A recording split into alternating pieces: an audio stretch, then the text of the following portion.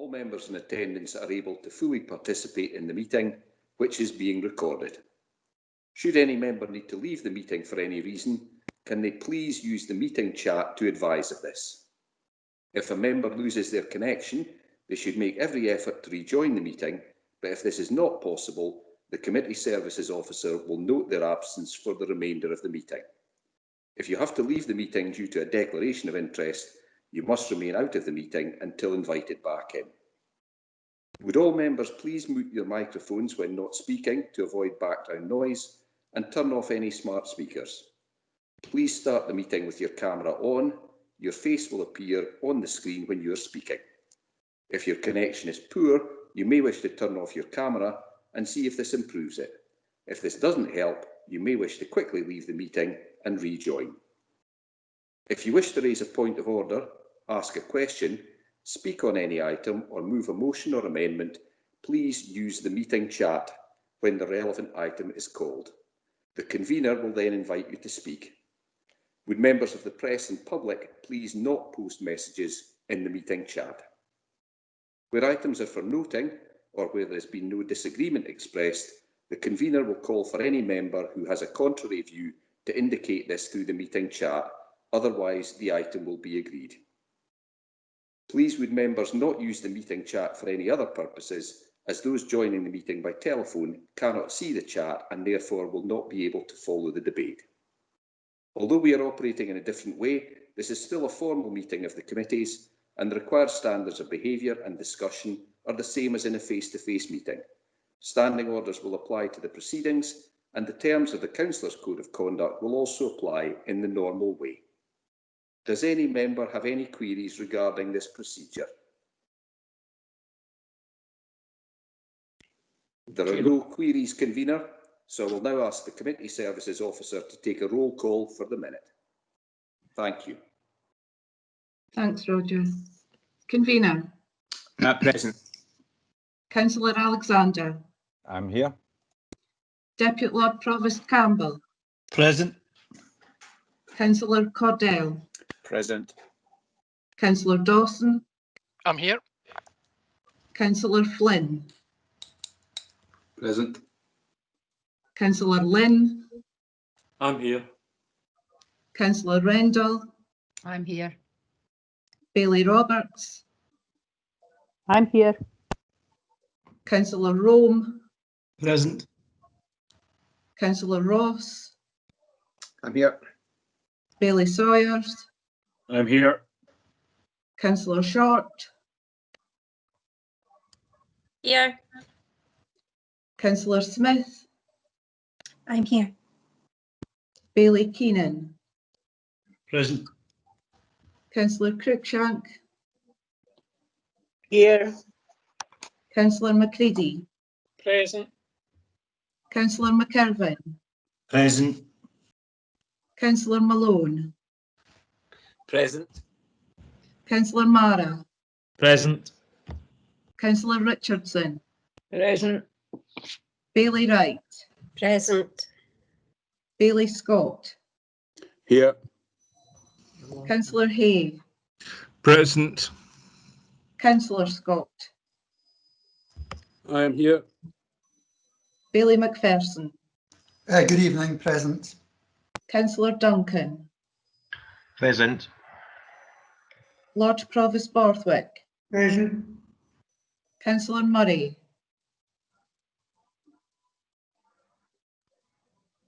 Councillor Murray. I'll note them as absent. Miss Manns. Present. Mrs. Leck. Present. Mr. Chauhan.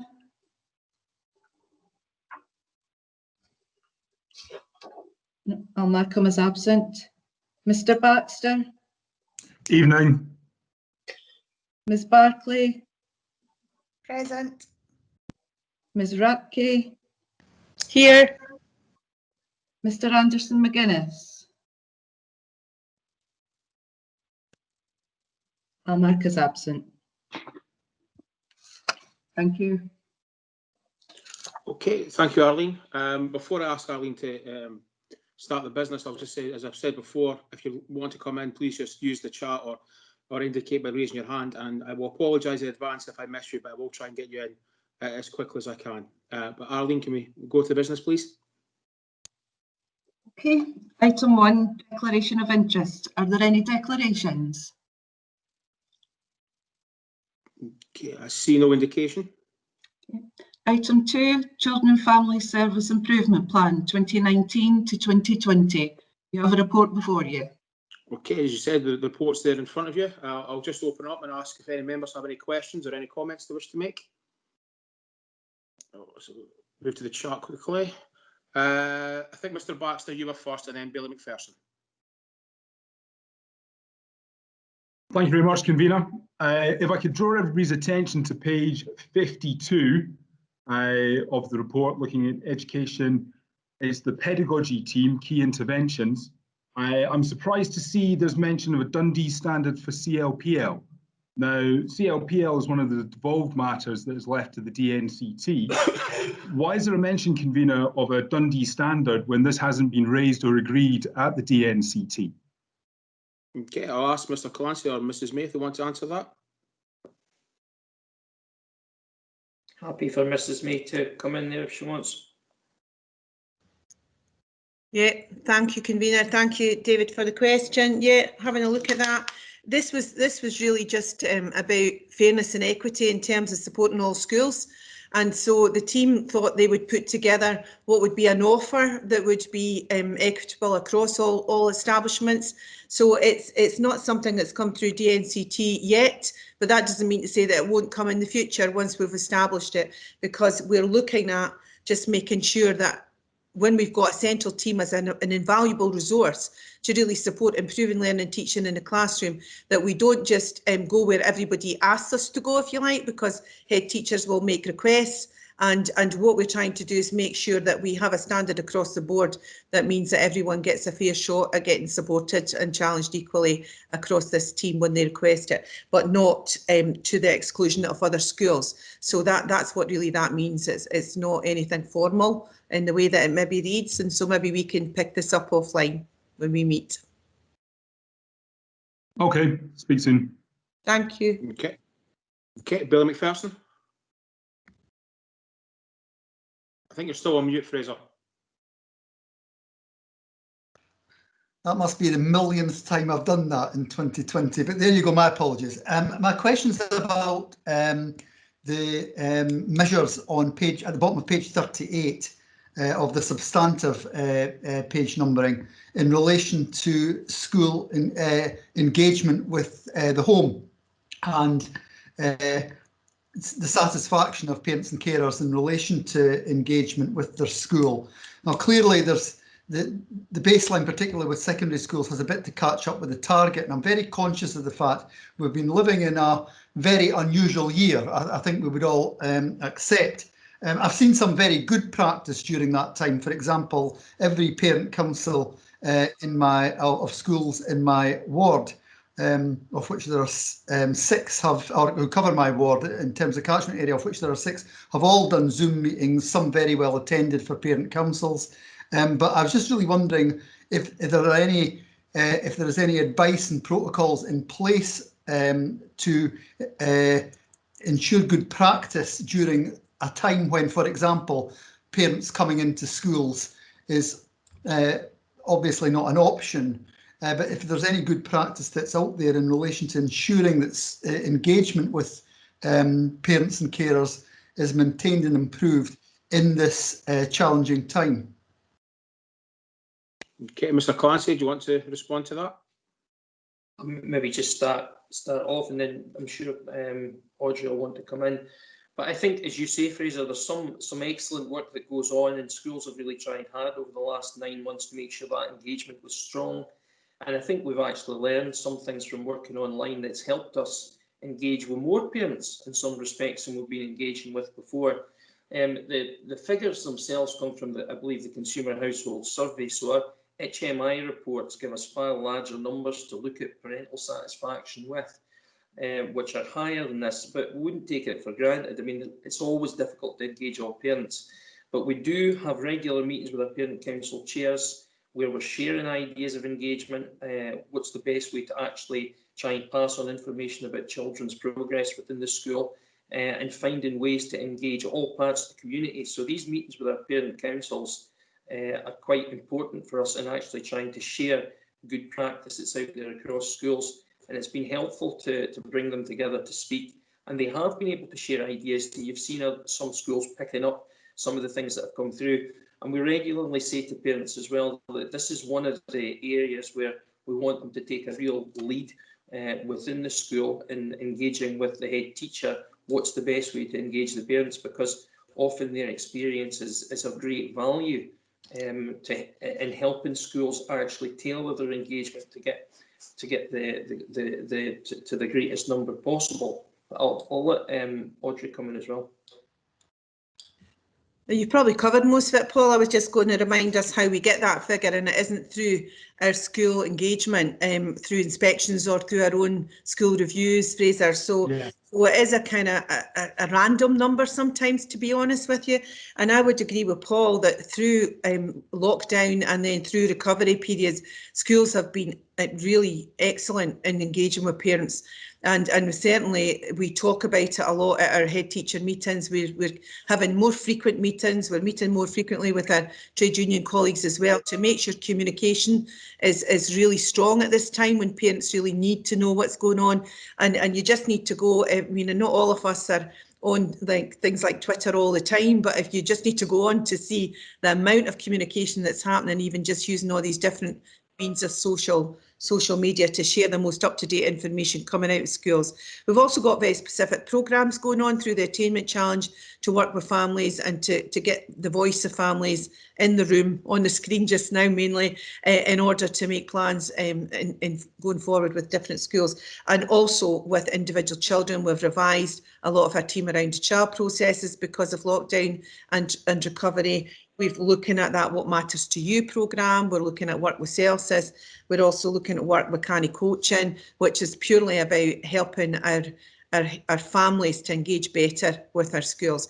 And I would say that, you know, that's been a strength through the whole of the last 9 months.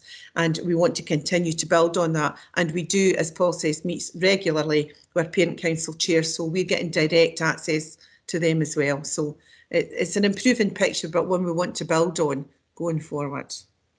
I'm very grateful to both Audrey and to Paul for these very helpful remarks. I would say in terms of,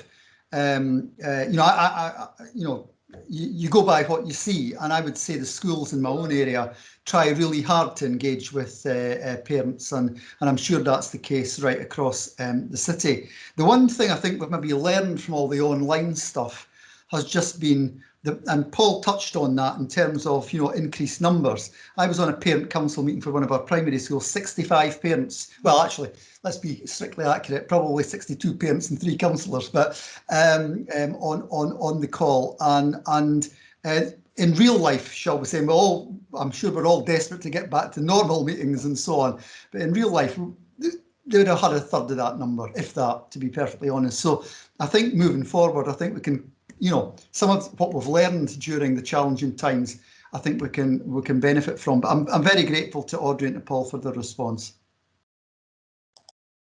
Okay, thank you, Bill McPherson. Next one I have is Councillor Richardson.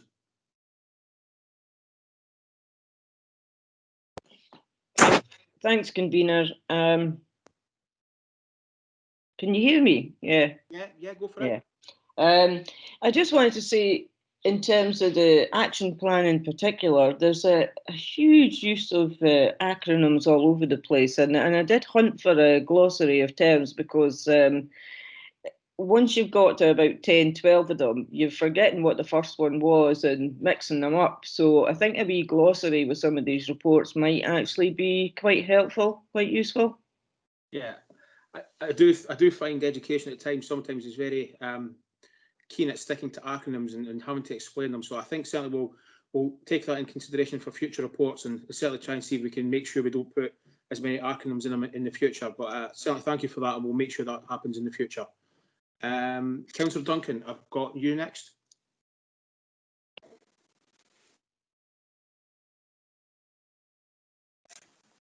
Sorry, I was unmuted, but now I am. Anyway, it's just a quick question with regard to community justice. I noticed that on page 2, it states that for the last 2 years, successful completion has been hovering around the 70% mark, which is, beneath the national average. Welcome, I welcome the desire to up this to 75%, but I wonder if officers could explain why we are below the national average, and realistically, how confident are they that we can get up to the national average? I wonder what the issues are. Okay, again, Mr. Clancy, do you want to lead off on this? Maybe just pass that one to Glenn. Okay, yeah, Glenn. Thank you, convener. Thank you, Councillor Duncan.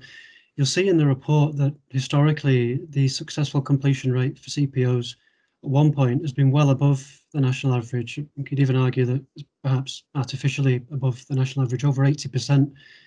In fact, at one stage, and yes, we're somewhat surprised and on the face of it at least disappointed that more recently it's dropped down to just below the national average, 68%. What we're doing at the moment are two things. Firstly, we're carrying out an audit of cases that didn't complete successfully to identify the reasons why. We can hypothesize that it's due to the nature of the people subject to those orders, their profiles, or that it might be due to the timing of the start of their order, or it might be due to practice issues, for instance, lack of proactive engagement, or it might simply be due to the fact that they refused to comply and there's a particular cohort of people who just didn't want to comply with their order and were breached as a result of that. So the audit will tell us which of those factors it is, whether it's a combination of all of those factors, in fact, and from there we will implement an improvement plan to the extent that it's necessary. What I've also asked for is that you'll see this is annual data so that we can more proactively address any drops in performance. We've asked for biannual data as well, so you get the data twice a year. In terms of whether it's realistic to get ourselves above the national average, well, we always aspire to be better than the national average. And as I say, historically, we've achieved way higher than that with 80%. So we're continuing in that vein with the aim to engage more effectively with people, ensure that we can get them through their order to the extent that they complete it successfully and don't reoffend at the same time. Thanks very much, Glenn, because I was a wee bit concerned that, having done so well would now dip below the average, because I think these payback orders I'm really keen that, they are a success. I'm sure we all are. And I think what you've said about getting more frequent data biannually is also very good as well. So thanks for that. Okay, thank you for your question. So I've got Councillor Cruikshank, Mrs. Leck, and then Councillor Malone, and we'll probably wrap the questions up there. So Councillor Cruikshank, you're next.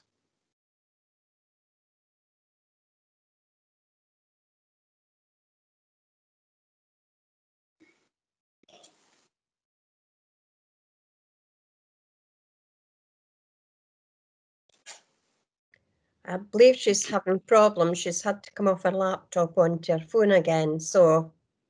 No problem. We'll go with Mrs. Leck and Charlie next, and then we'll come back to Georgia. Hopefully she can get herself back on at that point. Thanks, Helen. Mrs. Leck.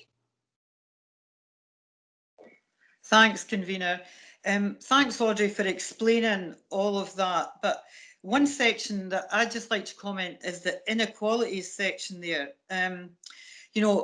A concern that I have really is that while, and I know you're doing everything in your power to reach out to parents, I still feel very concerned and hesitant about the vulnerable parents.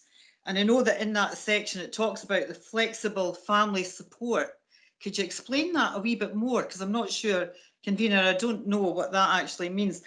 And I am concerned about the vulnerable parents because, Councillor McPherson talked about 65 people that would be on a Zoom call or Teams call or whatever of a parent council. But I bet if you dug deep into that group, you would have very, very few of your vulnerable parents on that. And I think that this is a time, we're all aware of this, that we're missing those parents in lots of different areas. And I know that everybody's doing their very best. And I know that like What Matters to You and the Team Around the Child meetings are more frequent, but I was just wondering if you could maybe explain a wee bit more about the flexible family support that's going on. Okay, I don't know if Paul or Audrey want to start with that one. Maybe make a start, and I think I might pass to Glenn for this one. He's kind of been leading on it, but Audrey may wish to come in. I mean, I agree with Moira. I think the digital technology does lend itself to other ways of working with parents, but it also creates a divide if that's all that's in place. But I have been heartened by the kind of innovative ways that schools have been trying to reach out to parents through school and family development workers and pupil support workers actually going to parents' homes. So there's been an awful lot of phone calls that have actually taken place to pass on concerns or to pass on praise. A lot of paperwork has passed in school bag drops. So schools have tried to be innovative as best they can to make sure that whole parental body is engaged. But that digital divide is a question for us. And there would be real dangers if we turned everything over to just saying it's a digital world, Moira. So I don't think that's ever going to happen. Yeah. But maybe Glenn could come in on the kind of flexible family support that we're working on, and I'm sure Audrey might wish to comment on that as well. Thank you, Paul. So, well, first of all, social work obviously work directly with a range of vulnerable families, around about 1,200, in fact, at any given time. But then beneath that, as you know, we have the What Matters to You initiative, which is engaging directly with parents and carers to ask them exactly that question: what matters to you? What can we do differently? Less of, more of, better, etc. And we've in fact just come off a call this afternoon with colleagues from the Hunter Foundation and Columba 1400 to discuss how we extend the pilot that we've adopted in Lockheed across the city and involve all the partners as well in that process. So we have the What Matters to You initiative, and then running alongside the What Matters to You initiative, and you've alluded to it, the flexible family support. We're working with third sector colleagues to develop exactly that flexible family support. So instead of niche, apparently specialist projects delivering support to particular families at particular times, much more diverse, flexible support that does the right thing at the right time for the right family and in the right way, with a link to Fort. So not only does it address their needs in the right way, not only does it ask them what matters to you in the way that What Matters to You project is starting in Lockheed, but it also makes sure that the support is easily accessible via the Fort system. So a range of work going on in that regard, as I say, from social work, from What Matters to You, flexible family support with the third sector, and then the use of IT through the Fort system as well. Okay, thanks, Glenn. Okay, I don't know if you need me to add any more, convener. It's up to you. If you want to, is there anything you wish to add? Very, very briefly, it would just be to say that one of the best pieces of work I think we did during the lockdown was to really bring my education managers together with Glenn's team of managers and social work and absolutely be clear who the vulnerable families were. And there was a very much a targeted approach to how we made sure we had, in some cases, more than weekly contact, home visits, phone calls, making sure targeted children were brought into the community sports centres. So I think that, there's not that you would ever want a pandemic, but there have been some silver linings in there in terms of our much, much closer working relationship around our targeted families and our vulnerable families. And so all of that work's coming together. But as you say, Moira, you're right. These are the people that sometimes it's harder to reach and engage and bring in, but I think we're working better as an integrated service around that agenda. And so that's improved our approach to our work during what was, the necessity of the closure of our schools and lockdown and so on. And we will continue, I think, now that we've seen better ways of working, to do that. Thanks, convener. Okay, no, happy for that. I'm just going to double check, see whether Councillor Cruikshank's back on now. Georgia, if you're back.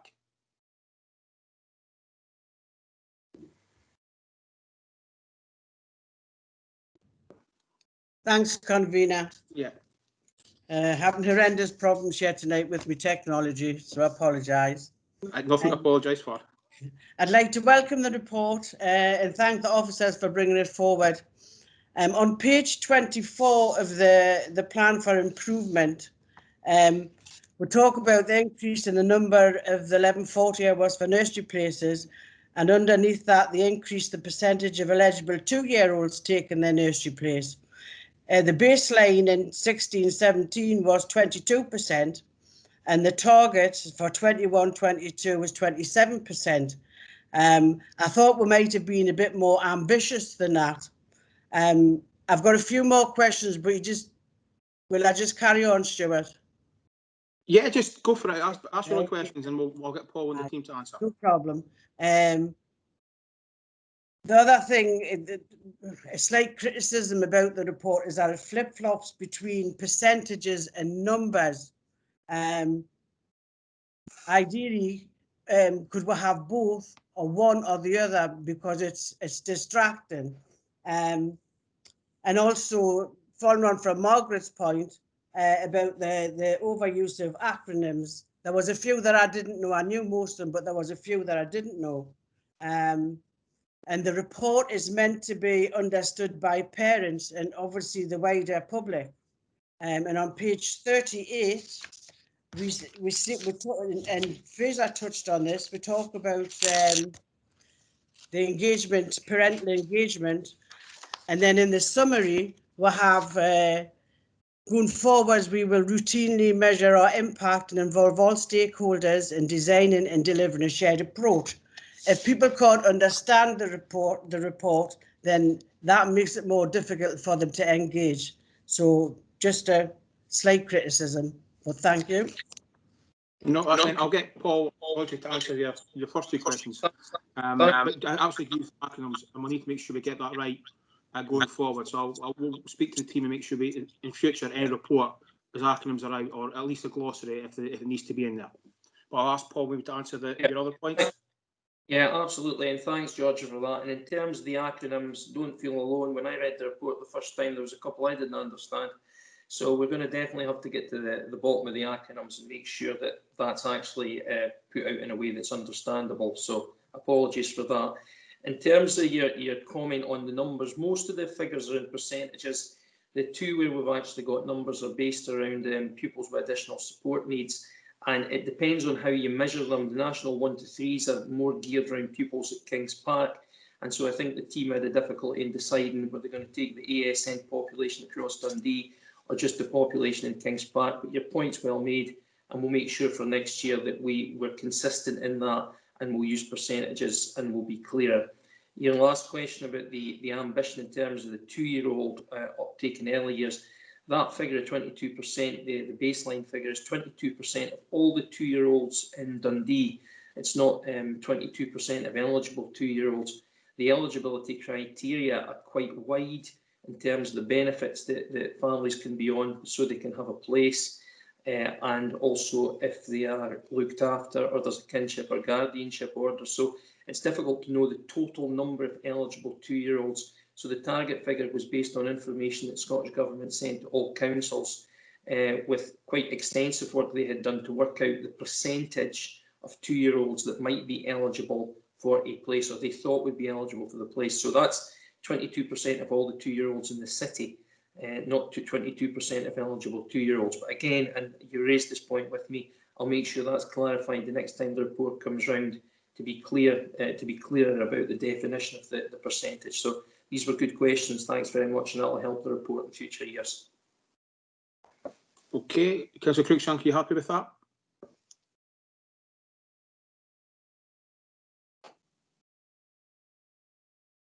Okay, I'm not seeing. Yes, Convener, thank you. Okay, so I think the last question we have is from Councillor Malone.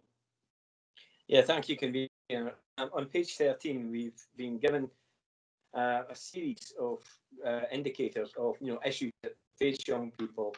In the table, I'm a little bit confused because in part it talks about the Child Protection Register, but in terms of the rest of it, it's difficult to work out whether you're talking about the Child Protection Register throughout. But I was drawn to the substance misuse on page 13, which said over 40% of young people aged 11 to 15 years report using substance in the previous 12 months.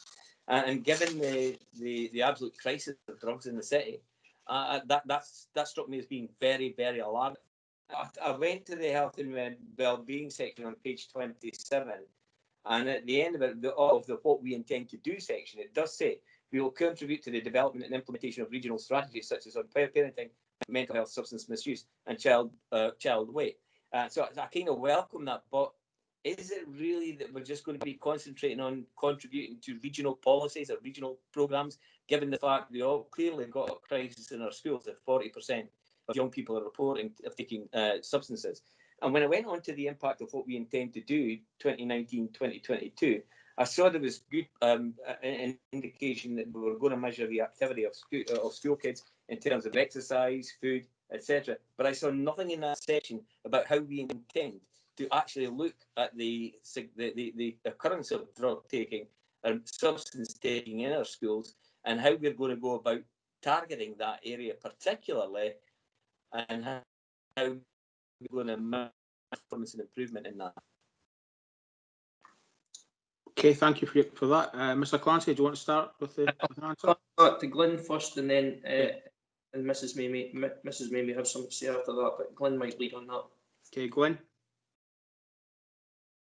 Thank you, Convener. If I can start then, and in terms, Councillor Malone, of whether or not the actions are just regional or whether they're local over and above that, then yes, they are local actions as well over and above that, and we're obviously making a contribution to the substance misuse issue as part of our action plan under the Drugs Commission, and two sub-strands of that. The first one involving our work in relation to children and families, where we're working with health colleagues to target substance misuse support at families where that is an issue. And then secondly, the second subset is our work in relation to the prevention strand of that, where we're developing supports within each of the secondary schools as well. So no, they're not just regional, they are local as well, and we're obviously contributing to the action plan in relation to the Drugs Commission. In which regard, in order to continue to build on what we're already doing, we actually have a meeting scheduled for later this week on Friday afternoon to look at how we might join up those two approaches, those two subsets, the prevention subset and the children and families subset, so that they strengthen one another, and in fact that we might add an additional range of actions over and above that. So Audrey might want to add to that, but certainly at the moment there are a range of actions occurring both regionally and locally. Okay, Audrey, do you want to add anything to that? Yeah, again, just briefly, thanks, Glenn, because that was a good coverage. But just to emphasise, yeah, that we're looking at that locally in our schools, and I haven't one of my education officers on one of the prevention subgroup from the Drugs Action Plan Bigger Strategic Group, which I think we're trying to join the agenda around the well-being of children in school, but also the curriculum aspect too. And so we also have that we will be carrying out, I don't know if colleagues will remember from maybe a previous report that we had agreed to be an early adopter of the National Health and Wellbeing Survey for young people. Dundee will be carrying that out early in the new year for all of our pupils in our second year cohorts, looking at substance misuse and trying to get more up-to-date data. We're also working with Stirling University in Dundee to look at the Youth in Iceland model, and there are different approaches that have been researched worldwide that we're looking at could try in Dundee. So there's lots of different aspects of this work going on in the background, and certainly in terms of the national survey around health and wellbeing, which very much includes gaining a better understanding of young people locally, right down to community level, of their use or misuse of substances. We will have better data going forward to try and address these challenges for our communities. So absolutely, we're working together on that locally and at individual community level for our schools. And as Lynn says, we've actually got a meeting in this week to look at our next steps. Okay, Councillor Moore, I think you wanted to come back in.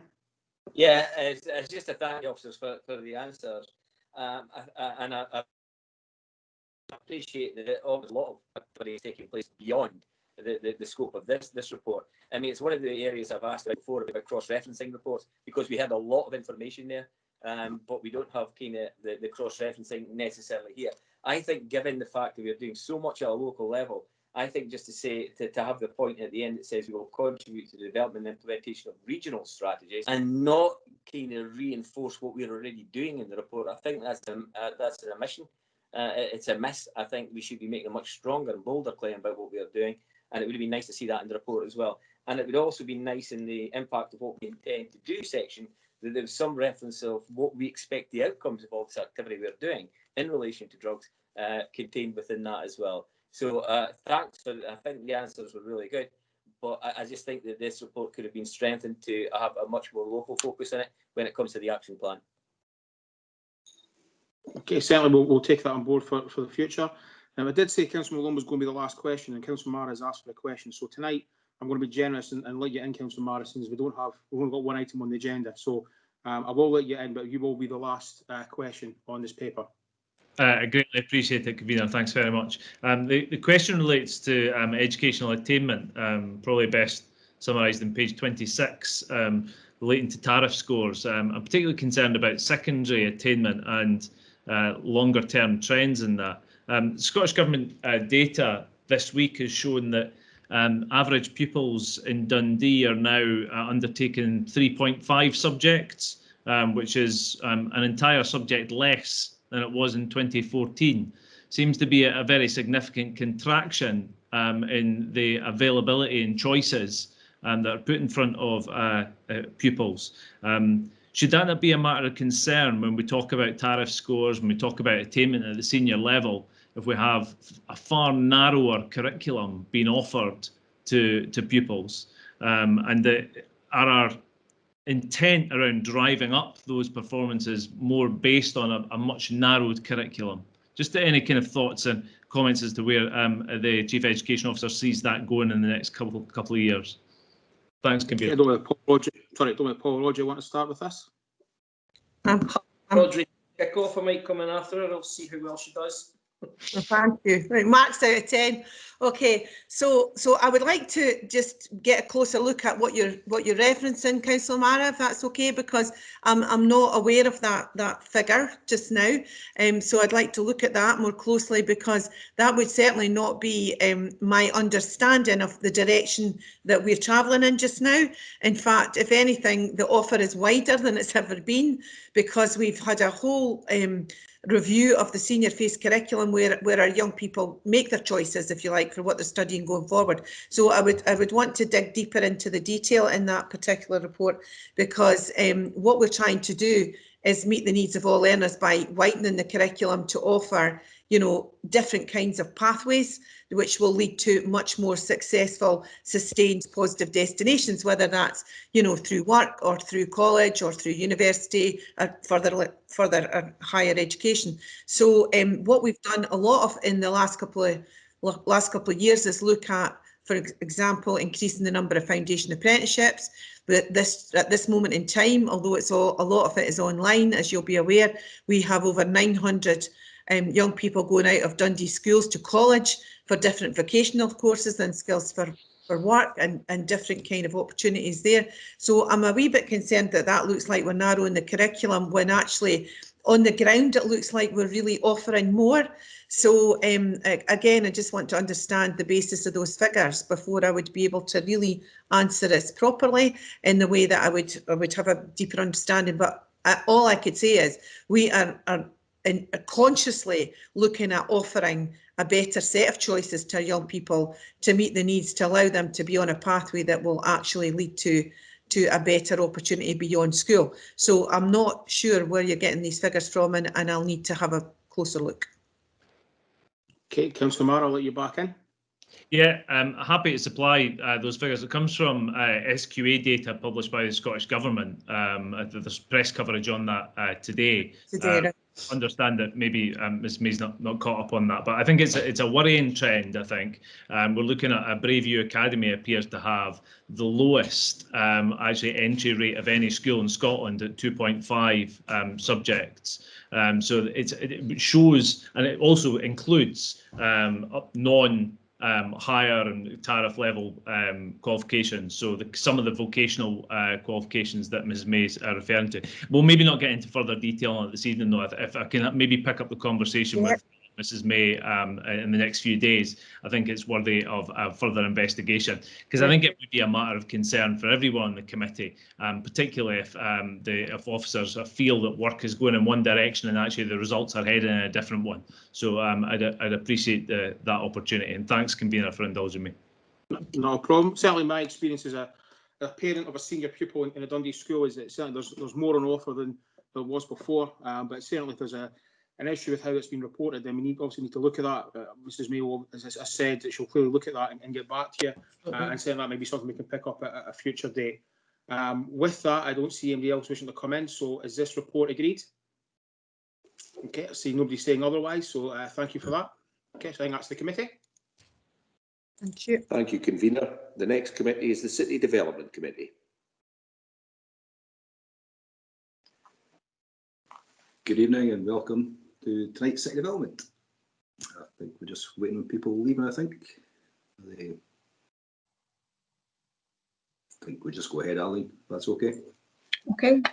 Item 1, declaration of interest. Are there any declarations?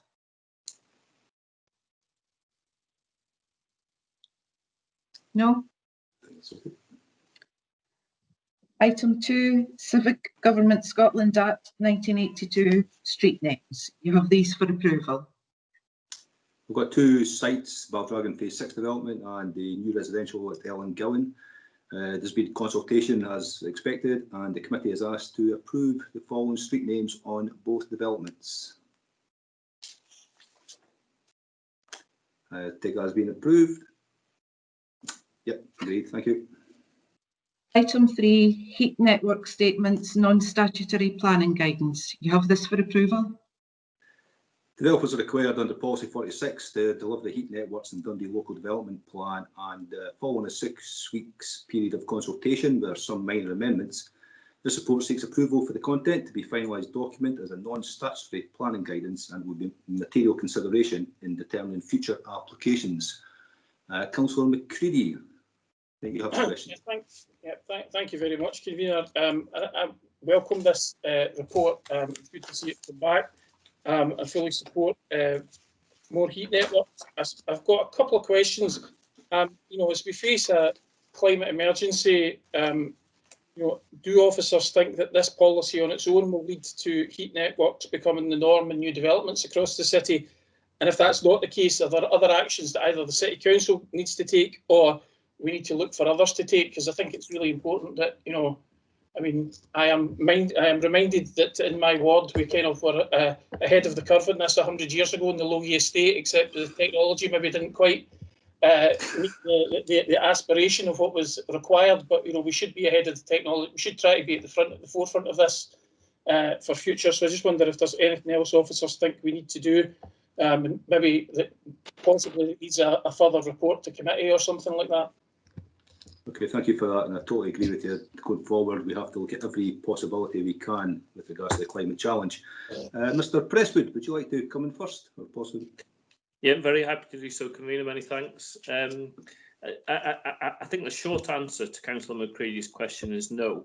This is an important part of a longer-term journey, but the decarbonisation of Scotland's domestic heating is perhaps the hardest of all the Scottish Government targets to achieve. Simply because the technology functions very well, but the cost of it is significantly in excess of the current arrangements in place, largely through gas central heating. So typically district heating only works in areas such as multi-storey housing, where you have very dense housing under the control of one landlord. And where we're trying to retrofit district heating, typically it would require subsidy of 80–90% grant.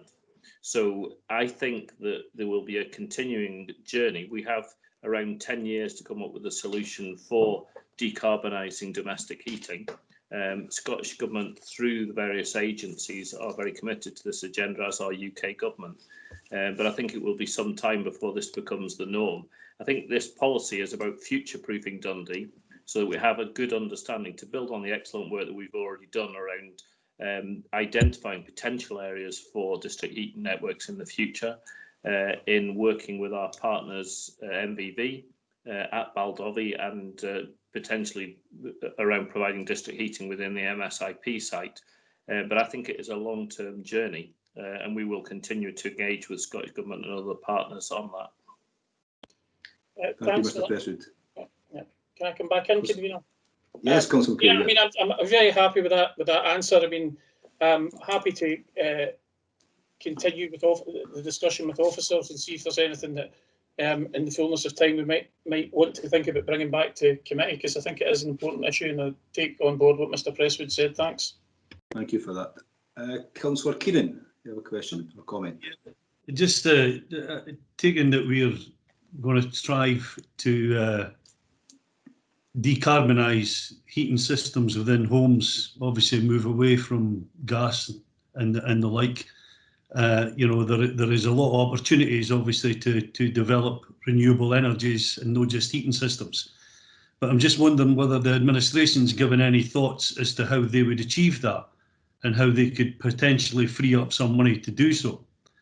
I mean, we've got a report later this evening that discusses garden waste and how that's generated additional income, which would create a considerable amount of additional spend for the city should it be put into capital, and it may well go a distance towards addressing some of the issues that we need to.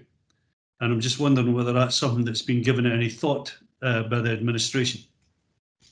I think we always look to see what's actually there at the particular time, Councillor Keenan, with regards to the gas network. There's hydrogen, there's green hydrogen, and we're looking at options with that. We're looking to discuss that with partners, if we can find partners to do that. In fact, there's one just happened in Fife. SGN are doing a model in Fife, so I think it's a model that will move forward. District heating is just one tool in the trade, but I'll pass on to Mr. Presswood to see if he wants to come back. I think we're always keen to continue monitoring. I suspect there will be a number of calls on the footing that Bailey Keenan has identified, and I'm sure that will be discussed in the next committee. We monitor all technologies because the city is very committed to decarbonising the heat network. I think it's fair to say that there are no technologies which are currently commercially viable, even in a new build situation. Clearly, electric heating, such as ground source heat pumps, air source heat pumps, are approaching viability, but I think are still not fully viable. But anything which requires digging up of driveways to install new pipes, either for district heat or for hydrogen, is significantly in excess of anything that's commercially viable. So I think we will continue to brief members, we'll continue planning for the future. But at the moment, it's unlikely that the City Council on its own can deliver a viable, large-scale rollout of a decarbonised heating solution for domestic markets.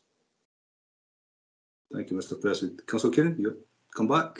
Yeah, convener, I'm surprised that we've seen two reports then that suggests that's about the only game in town. You know, I think there is much more out there that could be explored and perhaps are financially viable. But this is the second time we've seen a report on district heating systems being, you know, the administration's ambition to see across the city, and yet we're hearing from officers that they're unaffordable.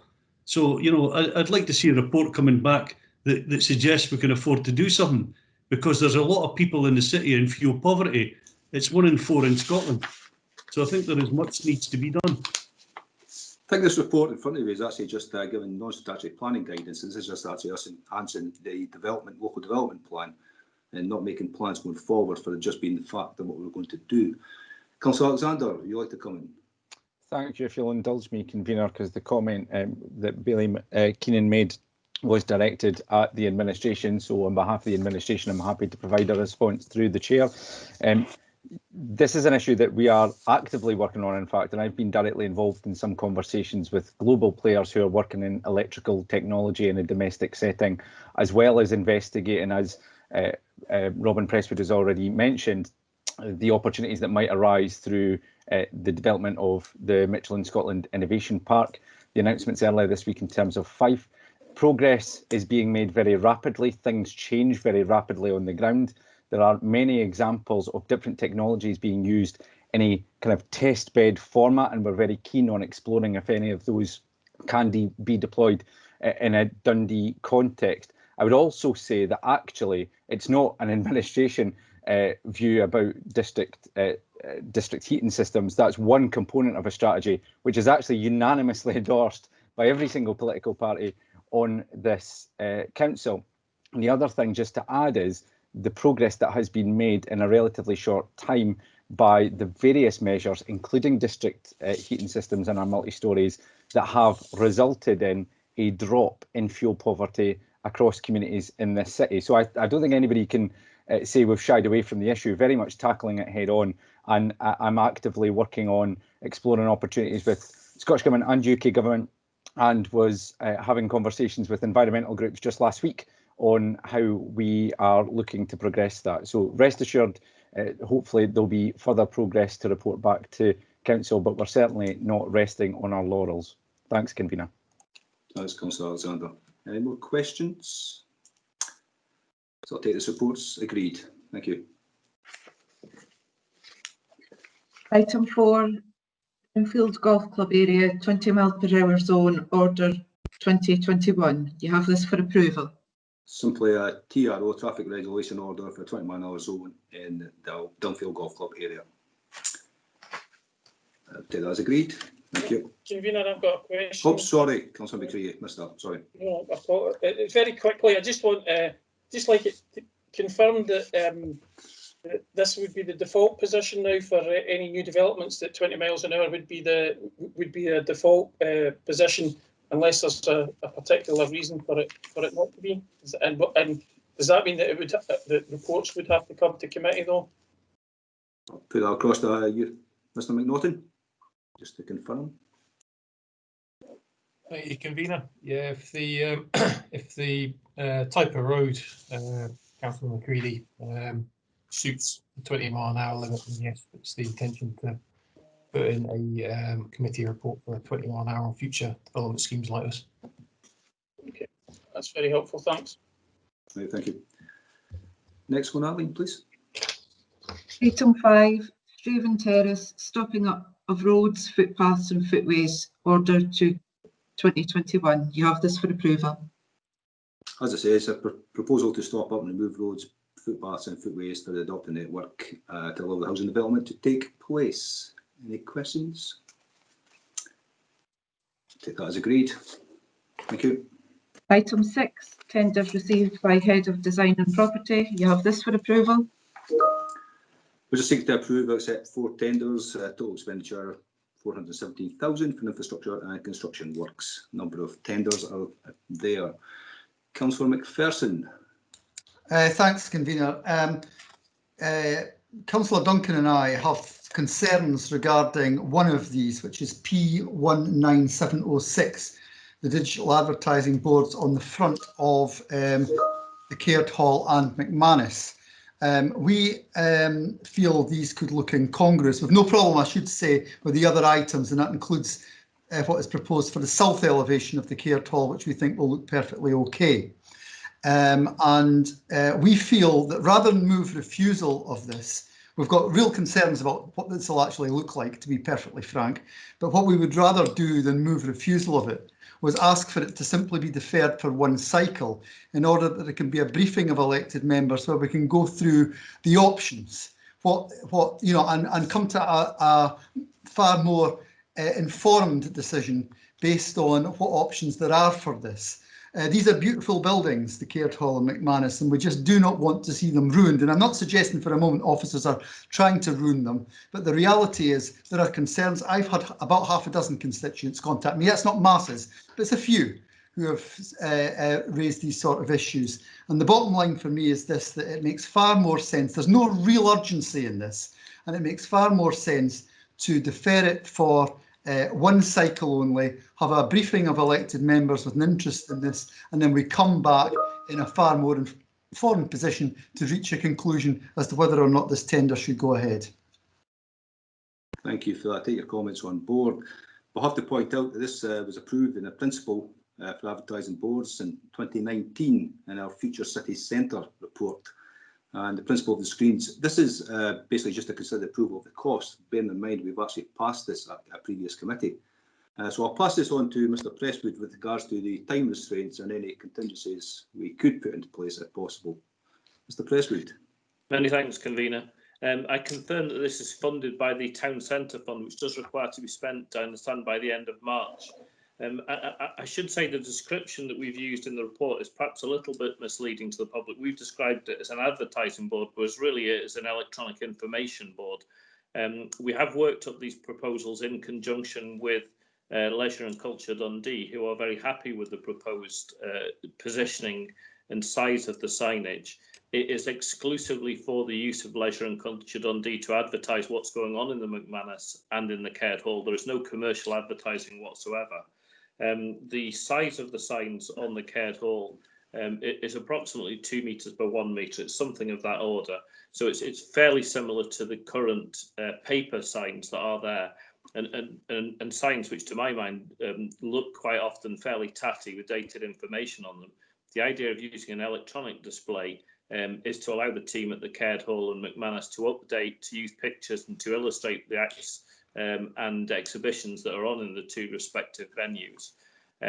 So we certainly are in a position to brief members, but I think deferring it until the next committee, I understand, would make it very challenging to have this work completed, given the need to do it in a sensitive way, respecting the conservation setting of both buildings, because the work does need to be completed by the end of March. Thank you for that. Can I just possibly come back? I would make the point, Convener, that we agreed to the principle. We did not agree to the actual detailed structure that's going in place. And the issues around electronic on what are effectively historic buildings. Now, I'm not saying that at the end of the day, we will necessarily be against what is going. I hear the point about timescale, but I think that the bottom line on this is that we're being asked to approve something that really we do not see the detail of. And I think that is just wrong. And for that reason, I would certainly want to proceed with deferral. I think Councillor Duncan, would you like to comment?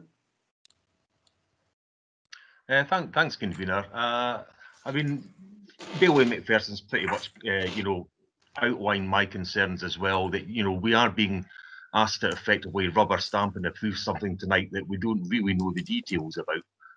And I do take, account of what Mr. Presswood has said about, the use of the word advertising, doesn't mean just any old advertising, but nonetheless, I think, it's a prime location in the city. Residents will definitely comment upon it, and I think we need to be sure about the details. And so, for that reason, I'll be supporting Bailey McPherson. Okay, thank you. Councillor McCready, I believe you want to comment. This is working. Yeah, thanks very much. Thanks very much, Convener. I mean, I'm slightly conflicted by where we are at the moment on this, because I have got a degree of sympathy with what Bailey McPherson and Councillor Duncan have said. I think there is possibly a little bit of a lesson to be learnt in terms of the report, because I think that there could be a bit more detail. Although, can I also say that and I know people are busy and people have their own, have their own priorities, etc. What can I say is the Labour opposition spokesperson on City Development, I did have a meeting with Mr. Presswood and did raise many of the issues that Bailey McPherson has raised about the aesthetics of this and what sort of things would be advertised. Now, I have to say, so in effect, having had the briefing that I think Bailey McPherson is calling for, I'm reasonably happy to support the proposal going through this evening, on the basis that the report, that the advertising, that the screens there will not be for general advertising, that they will be for events in the Caird Hall or in the McManus galleries, because certainly, I wouldn't want to do anything that impacted adversely on the setting of either of those, particularly the McManus, which is Dundee's favourite building, and which back in the day I was in part the convener during its refurbishment. So I'm very keen to support the McManus. Having said that, I would also say that, you know, I would, and we may go on to this later on, I would prefer if we could look to find some more local solutions for some of these things as well. But and I take on board what Mr. Presswood has said, that you know, there does appear to be some you know, some pressing need in terms of the in terms of the timescale for this. Although I would say that you know, I think I've said before that it's not, you know, it's not really terribly satisfactory for us to get to a situation, and I know, you know, COVID-19 has had an impact on business. You know, it's not terribly satisfactory to get to a situation where we're told if we don't agree to this tonight, it won't happen. You know, I think that's, I think we should try and avoid getting into that situation. But having said that, on the whole, I think, you know, having had the questions asked answered, I'm reasonably happy to go ahead with this evening, convener. Although I have to say I do have quite a deal of sympathy for what Bailey McPherson and Councillor Duncan have said. But I also take on board what Mr. Presswood has said, and I hope Mr. Presswood and others have taken on board what I've said about, you know, we shouldn't be in a situation where we're told that there's kind of no alternative other than to agree it this evening. Thanks. Thank you, Councillor McCready. I take on board what you're saying with regards to the deadline. Unfortunately, as we know, the situation is slightly different this year, and this is quite unexpected because of the way the funding for this project was. So we have a deadline. It's clear we have a deadline. So it's important we actually make sure we actually do it properly. As I said, it was in a previous report which we actually passed. The briefing you had, I think, was obviously, you said, is very useful. So I thank Mr. Presswood for doing that. Mr. Bailey McPherson, would you look to have a briefing with Mr. Presswood following this if we actually do pass this tonight? I think the point. Satisfy you? I think the point is that if this is passed tonight, it's a done deal, isn't it? And that's the whole point. I think this is these are two of the most iconic buildings in the city. We don't have briefings about absolutely every agenda item that pops up. Yeah, I couldn't. We had a group of two, convener, and I think you must appreciate that. And the point I'm making fundamentally is this is not just about myself and Councillor Duncan. This is about the committee as a whole, and the ability of the committee as a whole to be completely satisfied that they're happy with what is being put on two of our most historic buildings before that actually is agreed. So I just do not buy the argument about we've got a bit of a deadline. I mean, that particular one is pulled so often that the reality is it is not long to the next cycle after the recess over Christmas. There is no reason that we cannot do that. I just think it's a reasonable thing to ask. I think I'll go to Councillor Scott. Oh, no, Billy Scott, sorry. Yeah, I'm going to support Bailey McPherson on this one. I accept what Mr. Presswood has said, and the need to replace the paper signage with electrical signage, and the comments he's made about how it would look when it's in place. But I do think, given what Bailey McPherson said about how iconic these buildings are, that we need to be sure we've got it absolutely right. And it would have been helpful, perhaps, when this paper came out, that an artist's impression or a drawing of what it would look like in situation would have been helpful. So, because there's some doubt in my mind still about how this would look in location, I would much rather it be deferred until we have the opportunity to see that. Thank you for your comments. I'm minded not to defer it tonight and actually just look to work with the officers going forward. So I think would you like to propose anything, Bill McPherson? Well, I have, so no, okay, just move to the vote. Okay, we just Convener, Councillor Rome has indicated he wishes to speak. Oh, sorry, Mr. Councillor Rome. Thank you, Convener. Just to say, I'll be supporting the motion. While I've got sympathies for the comments from Bailey McPherson and indeed Councillor Scott, I'm very reassured by what Leisure and Culture have said about supporting it. And at the end of the day, we have had time to. There has been time to object to this beforehand. So I'll be supporting you, Convener. Thank you for that. Arlene, Tracy, can we go to the vote, please? Okay. The motion by the convener, seconded by Councillor Rome, is approval of the report. The amendment by Bailey McPherson, seconded by Councillor Duncan, is approval of the report with the item deferred.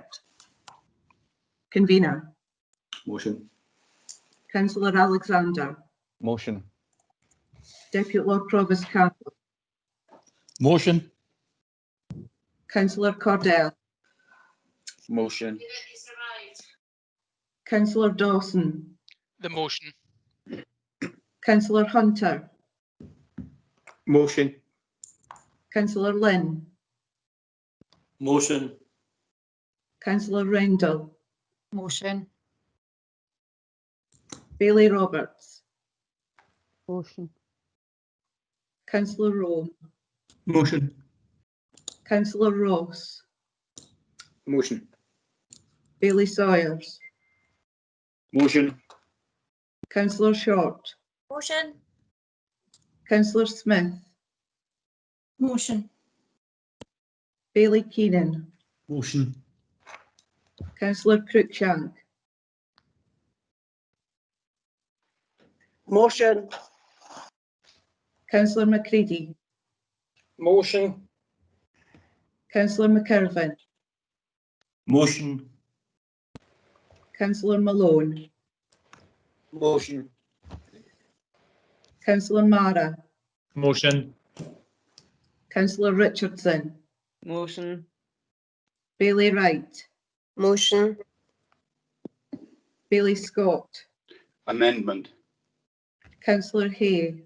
Amendment. Councillor Scott. Amendment. Bailey McPherson. The amendment. Councillor Duncan. Amendment. Lord Provost Borthwick. Amendment. So that's 22 for the motion and 6 for the amendment. The motion is carried. Thank you. That's the report agreed. Next slide, please. Okay, that takes us to the confidential part of the agenda. Wish to deal with this in the usual way? Is everyone agreeable? Agreed. No comments, so thank you for that. That's the end of City Development for tonight. Thank you. Thank you, Convener. The next committee is the Policy and Resources Committee. Thank you very much. Seamless transition into the chair. Welcome to PNR. Obviously, we're picking up from the last meeting, but before I ask Tracy to come in, it would be remiss of me not to mention the fact that this is David Martin's last service committee with us as Chief Executive of Dundee City Council. I think you'll all join me in thanking David for his 6 years at the helm of the council, through the rough and the smooth, I think it's fair to say, and there's certainly been no end of challenges, not least going out during COVID-19 and the challenges that's thrown up over the last year. David just recently celebrated his 60th birthday, and in looking up some of the detail of David and his key stats, I was reminded of the fact that he's been in local government for 33 years. So I'd just like to take this opportunity to make him feel really old, because he started his career before I was born. So I think it's good to highlight the fact that he has given a majority of his life so far to public service, and that is something that I think we would all recognise and applaud. During David's 6-year tenure here in Dundee, he has coined many a phrase that has become synonymous with David, and I think he'll certainly leave his imprint on all of us. So just to remind you of a few of the classic David comments, the amount of times he's told me that this isn't his first rodeo is fairly impressive. He does like to mention that you don't have to be from the city to be for it, something which I think we can all recognise and agree. He also likes to talk about the wiring diagram behind the TV, and that's slightly lost on me, being from the LCD generation of TVs. And also, at the risk of being positive, that one I will miss. I really want to thank David for everything that he's done, and again, just to highlight some of the key milestones, I suppose, over the last 6 years: the opening of the V&A, the Regional Performance Centre, the new schools that we've built and constructed and opened over that time, 1.2 million participatory budgeting exercise, some of the accolades as well. Best Place to Live in Scotland 2019, recognised by the Lonely Planet as one of the top 10 destinations in Europe. COSLA Excellence Awards, and even the recent audit which we had, which was, despite the challenges we face, a decade of improvement. And I think, given the fact that David has been here for 6 of those 10 years, credit where credit is due. And he also hasn't been afraid to take on the serious issues, the gritty issues, the challenges that we all know too well affect many of our citizens, by being involved in helping to create things like the Fairness Commission, the Drug Commission, and helping spearhead our efforts in tackling and mitigating the impacts of COVID-19 on the city. So I just want to thank David sincerely for all of his support, especially in the last 3 years as my first foray into leadership in my role. Thank him for his words of wisdom, his anecdotes, and his good humour in even the most challenging of circumstances. I can see other members would like to come in as well, so I'll invite Bailey McPherson first of all.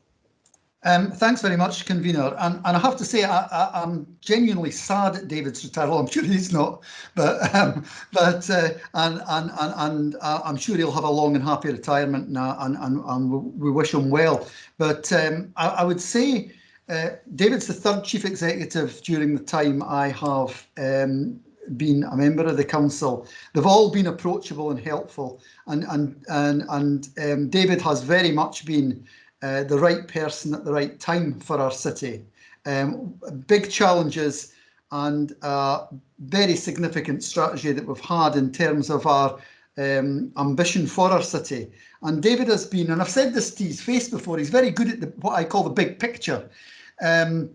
Partnership working with our own local partners and partners further afield, government and so on. And I think that's been critical in terms of achieving much of what has been achieved in the 6 years David has been with us. And he leaves, I would say, the city in a better and stronger place than where it was when he arrived. And I think he should take much pride in what he has achieved for Dundee over his 6 years. So he will be really missed. As I say, have a long and happy retirement, David, but don't be a stranger and you'll always be welcome. Thank you, convener. Thanks, Bailey McPherson. Bailey Scott. Yeah, David, on behalf of the Conservative group, I would like to wish you well for your retirement and to thank you for the service that you've given to the city. I know you have a passion for Dundee and for improving the lives of its residents, and that passion is infectious, and I think it's now embedded in the organisation. Like Bailey McPherson, I've always found you to be approachable, open and helpful, although I'm still waiting for my Broughty Ferry Library extension. So hopefully that's something you'll leave with me as a going away present. Dundee's tagline is changing for the future, and under your tenure there has been plenty of that, and the leader of the council outlined some of those projects that you've been closely involved in. All the good stuff, but some of the hard stuff as well, and I think you have shown sterling leadership in currently taking us through this difficult time of the COVID virus. So all the best, David, for the future. I'm just sorry that you never got a chance to work with a Conservative administration, but maybe that's something Greg has to look forward to in the future. I'm not even going to rise to that comment, Bailey Scott, but Bailey Keenan. Yeah, thanks, convener. David, I fully envisaged that everyone before me would say something nice about you. And I decided that I would phone around some of the officers and get some of the dirt that could be dished, and obviously phone some ex-employees to see if they had anything that they wanted me to mention tonight. And I spent a lengthy time this afternoon with 3 officers in a meeting, and certainly the 3 of them will be wondering what I'm going to say just now.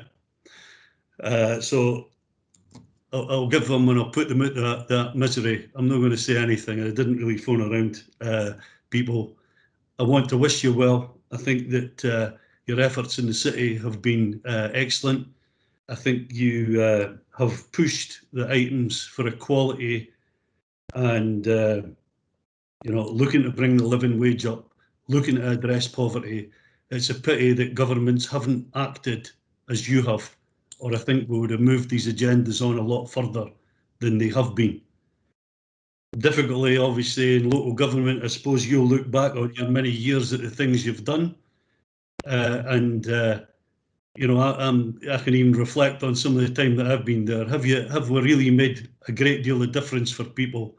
I think the fact that you've put these items on the agenda and endeavour to do your best. The real worry is, I suppose, that COVID unpicks some of that good work and that lasting legacy that would have been in the city following your tenure.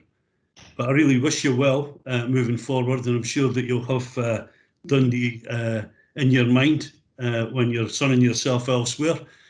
But remember, it's the sunniest city. You can always pop up here and see me. David, see and enjoy your retirement. Thank you, Bailey Keenan. And if I can invite the Lord Provost as well. Right. Well, David, in my time in local government, I've been able to meet many officials over the years, and I would say without any reservation that you are in that top echelon of good officials that have done their very best, and above all, I think, approachable, to be able to discuss openly with you has made a great deal of difference, certainly to me. And wish you all the very best in the future, and trust that you will look back at your time in Dundee with some affection. Thank you very much. Thank you, Lord Provost. And now I can see that your head is suitably inflated. David, can I pass over to you? Thanks very much to you, Lord Provost, to you, John, as leader of the council, and all the group leaders who've been just well generous and well kind. But the privilege has actually all been mine. Working in Dundee has been the highlight of my career. Working with all of you as civic and political leaders has been a privilege and a pleasure too. And I've been lucky enough to work with one of the best teams of officers in local government. They're pretty impressive, and I know you know that there are times where members rightly challenge us, but I think as elected members of the city, you can be hugely proud of what Team Dundee does on your behalf and on behalf of the citizens and communities in Dundee. I think, as you know, John, I've worked in 6 local authorities. You don't know how good you are at partnership and pulling together for Dundee. And it gives me a great pleasure in my final committee to tell you that, because I think as elected members, with the vision you have, with the commitment you have to the city, it plays out every single meeting of Dundee City Council. And you should be very proud of that. Local authority elected members don't get enough credit for what they do on behalf of communities and citizens. And I think it's all a joy to be able to say that to you. It's been great to be part of Team Dundee and be part of that journey. And I do think the city, although we've got plenty of challenges and aren't afraid to tackle them, it has got a great future and a lot of opportunities ahead.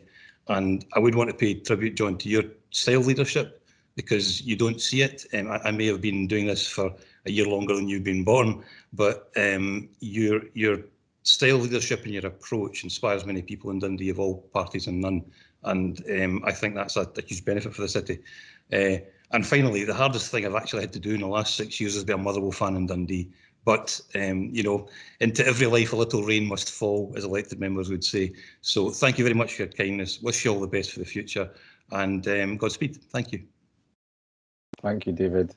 And normally we would give you a round of applause, but it's not really the same through Teams. So you'll just have to accept that we are all applauding, and hopefully we'll get to see you at some point over the coming months, virtually or otherwise. But thank you again, and enjoy the rest of your last P&R. Tracy, we'll go back to the agenda now, please.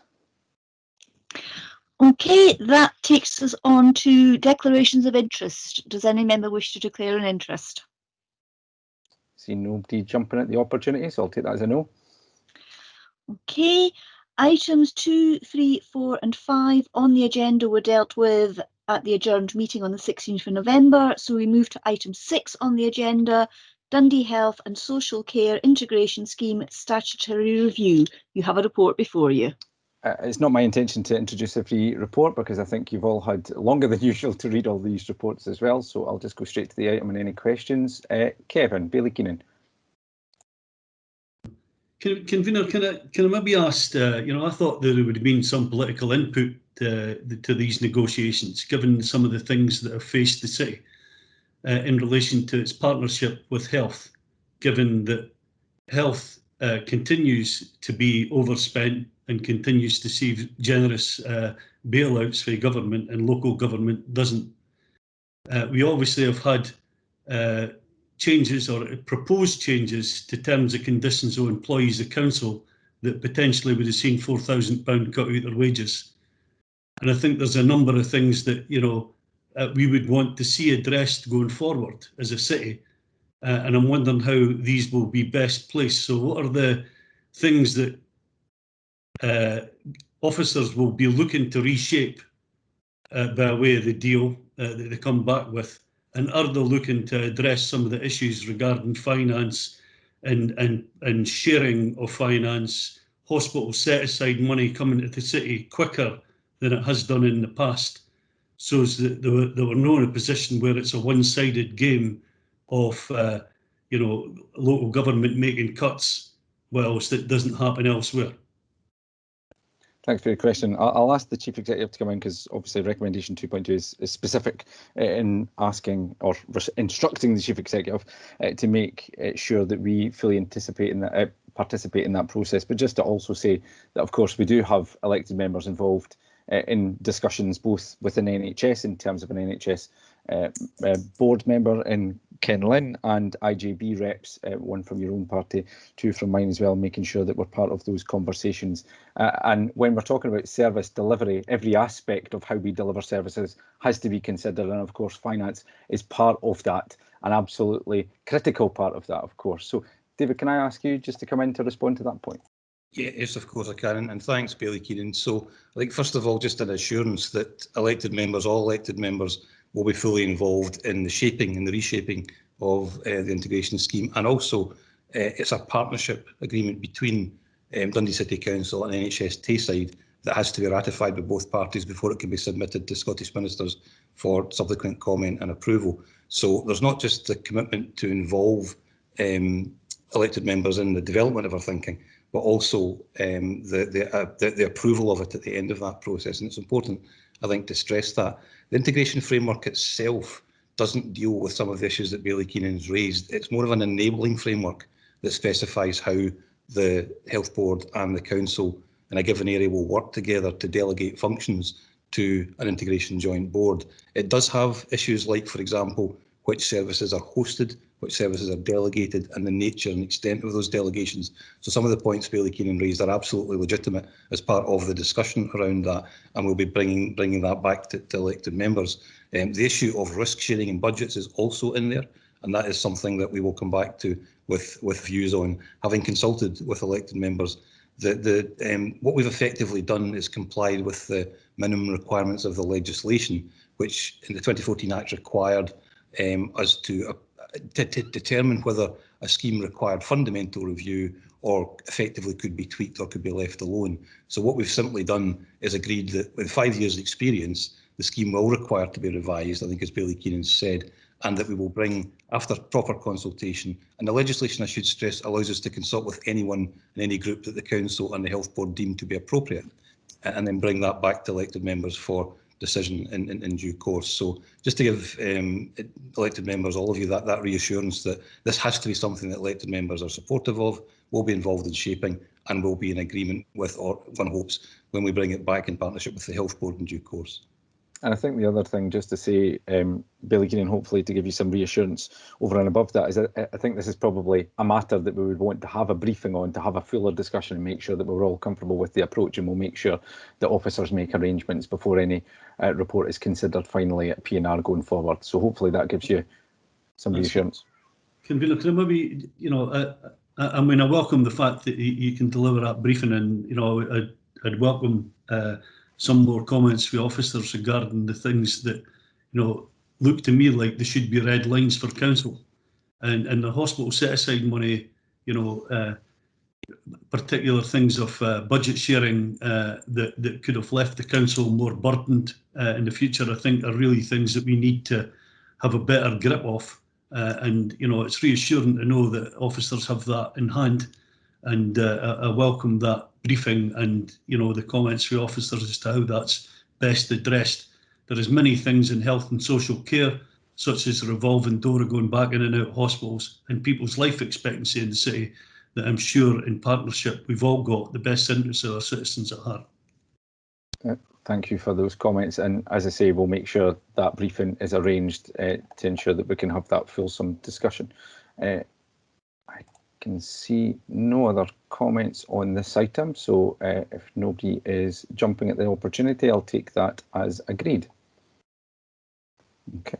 Item 7, City and Council Plan Mid-Year Progress Report. Again, you have a report before you. Again, this provides an overview across some of those key performance indicators and sets out some of the measures and how they're impacted, of course, by COVID-19 as well. And this report will be remitted to scrutiny for further consideration as well. See no questions. I'll take that as agreed. Okay, thank you. Item 8, changes to model complaints handling procedure. Again, you have a report before you. Hopefully self-explanatory. Any questions? No. Can I take that as agreed? Thank you. Item 9, Dundee Fairness Action Plan and Child Poverty Annual Report 2019-20. This is for approval. This is one of the reports that I wouldn't necessarily want to not give an introduction to. I think it's an incredibly important piece of work. It's a combined report on fairness and child poverty in the city. It sets out a really harrowing situation, one which we know very well. And the reason I think many of us have stood for election and continue to campaign for the best that we can possibly deliver as a city. Achieving the targets in this document are absolutely essential, but we all know that the key target for all of us is to remove poverty in all its forms from the lives of citizens as much as we possibly can. Inevitably, COVID-19 is making those challenges even greater and starker, and we have deployed and employed a huge series of works and efforts to support communities over the last 10 months, as have communities themselves rallying behind each other. The action going forward will be shaped by the ongoing contribution from the Dundee Fairness Commission in particular, but also the views of communities captured through things like Engage Dundee, and will help inform our thinking going forward as well. But I'll just invite questions. First of all, Bailey McPherson. Thanks, convener. And in a way, you touched on where my question's coming from. In a way, there's something quite historic in a way about you know, an annual report for 2019-20, given everything that's happened over the last few months. And I suppose my question is really around targets that are nationally set in relation to the Child Poverty Scotland Act. Because the interim targets are not that far off. They're in relation to the financial year 23-24. And my question for officers is, given the significant fallout I suspect the whole country, in fact the whole world, will have from the health emergency that we've faced in the past months and indeed in coming months, how realistic is meeting the interim targets now going to be? I feel there's a real need on the part of, and it will require national government support to ensure that local authorities, and we have more challenges than I suspect a lot of local authorities across Scotland in even quote unquote normal times.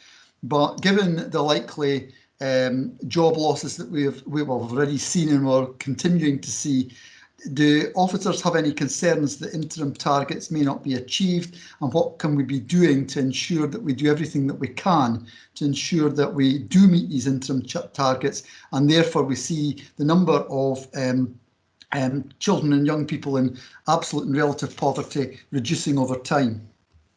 Thanks for the question, Bailey McPherson. Really important points you ask there. Can I invite, I saw Peter Allen on the call and also Andrea on the call, so can I invite officers to make comment on that point? Thank you very much. I think it's inevitable that the the interim targets are going to be virtually unachievable.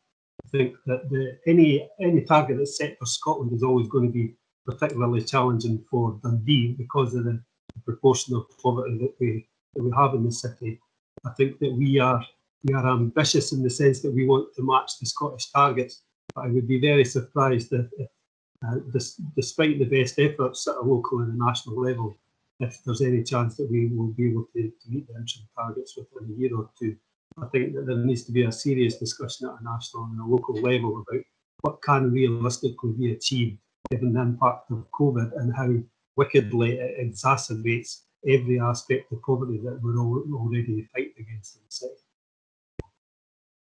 I'm grateful for that response from Peter, convener, and I think it just underlines exactly what my concern is. I think there's going to be a real need. I think there has to be a national effort, frankly, in relation to doing all we can to support families in need in the months and I suspect years ahead. But Peter is absolutely right, I feel, in relation to the achievability. You know, as you say, Peter, even in inverted commas, good times, we have more of a challenge than the Scottish average, to put it that way, in relation to achieving reductions in child poverty. And I think we've absolutely got a more significant challenge as a result of the health emergency. So I think it's something that we will undoubtedly, cross-party, we will all want to prioritise in the months and years ahead, because it is so absolutely vital. But I'm grateful for the response. Absolutely, thanks, Bailey McPherson. And again, just to say, it is a frequent topic of conversation in my regular calls with Aileen Campbell and others, in particular in terms of that support going forward as well. I see Councillor Marrett has a question, also a motion. Can I ask committee services to perhaps ensure that that motion is circulated just before we talk to it? And Michael, I'll let you ask your question first. Councillor Marrett. Thanks, Kabir. Yeah, I echo some of the comments already in terms of, I mean, these figures are sickening, really, and we also know that what's coming down the line. We know the extent of the health emergency, but the economic emergency, the greatest recession in 300 years that we know is about to hit. You know, I think I was saying to one person it's akin to the flood defences at Riverside that we have, but it's a tsunami that's coming up the Tay. We know that there is a huge impact. Before I come to the motion, my question relates to, I suppose, the strategy that's proposed, convener, within the document, and how we go about that. Clearly, I've had conversations with officers about this, and it has to be specific to the COVID situation. But what I think would be useful within that, and I wonder whether Peter, Alan or other officers might comment on it, is I find through this document it difficult to get a characterisation of the kind of poverty that's in the city. So there's figures in here, numbers of people, but I think what we need to do is understand what we are capable of as a local authority in terms of changing and having an impact in specific groups. So what are we going to be able to do for single mothers on low income? What are we able to do for people who are in work poverty? Can we try and illustrate that a little bit in that strategy and draw out actually the kind of almost the personas of people within the city? Because I think that might actually focus some of our work and actually apply that limited resource and effort that we have.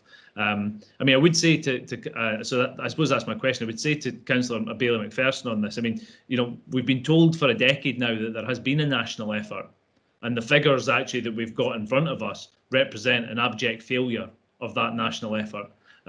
So it can't be more of the same. And I'll maybe come back to that in the motion if that's okay, convener. But my question to officers relating to whether we can build those personas, it'd be good to have a response to that in the first instance. Thank you. Yeah, if I can ask Andrea Calder to perhaps come in on that point. And I think it's no secret that I am a fan of anonymised case studies of that kind of ilk to illustrate some of the points. And it's making sure that elected members, for the purposes of this conversation, have both the detailed data that sits behind that, but perhaps also what you're looking for. It's not case studies, sorry, convener. I'm not. I'm perhaps not describing it accurately. I'm not looking for case studies necessarily. I'm looking for illustrations of, quite specifically, of what we might have called in kind of focus group in terms Mondeo man, or what are the personas of people that we can begin to affect real change for, and actually can we target that resource appropriately? So rather than storytelling, it's about how we target our efforts effectively. So sorry, but I thought no, absolutely. And I suppose I did you a disservice in calling it a case study, but I understood what you meant. Perhaps I didn't.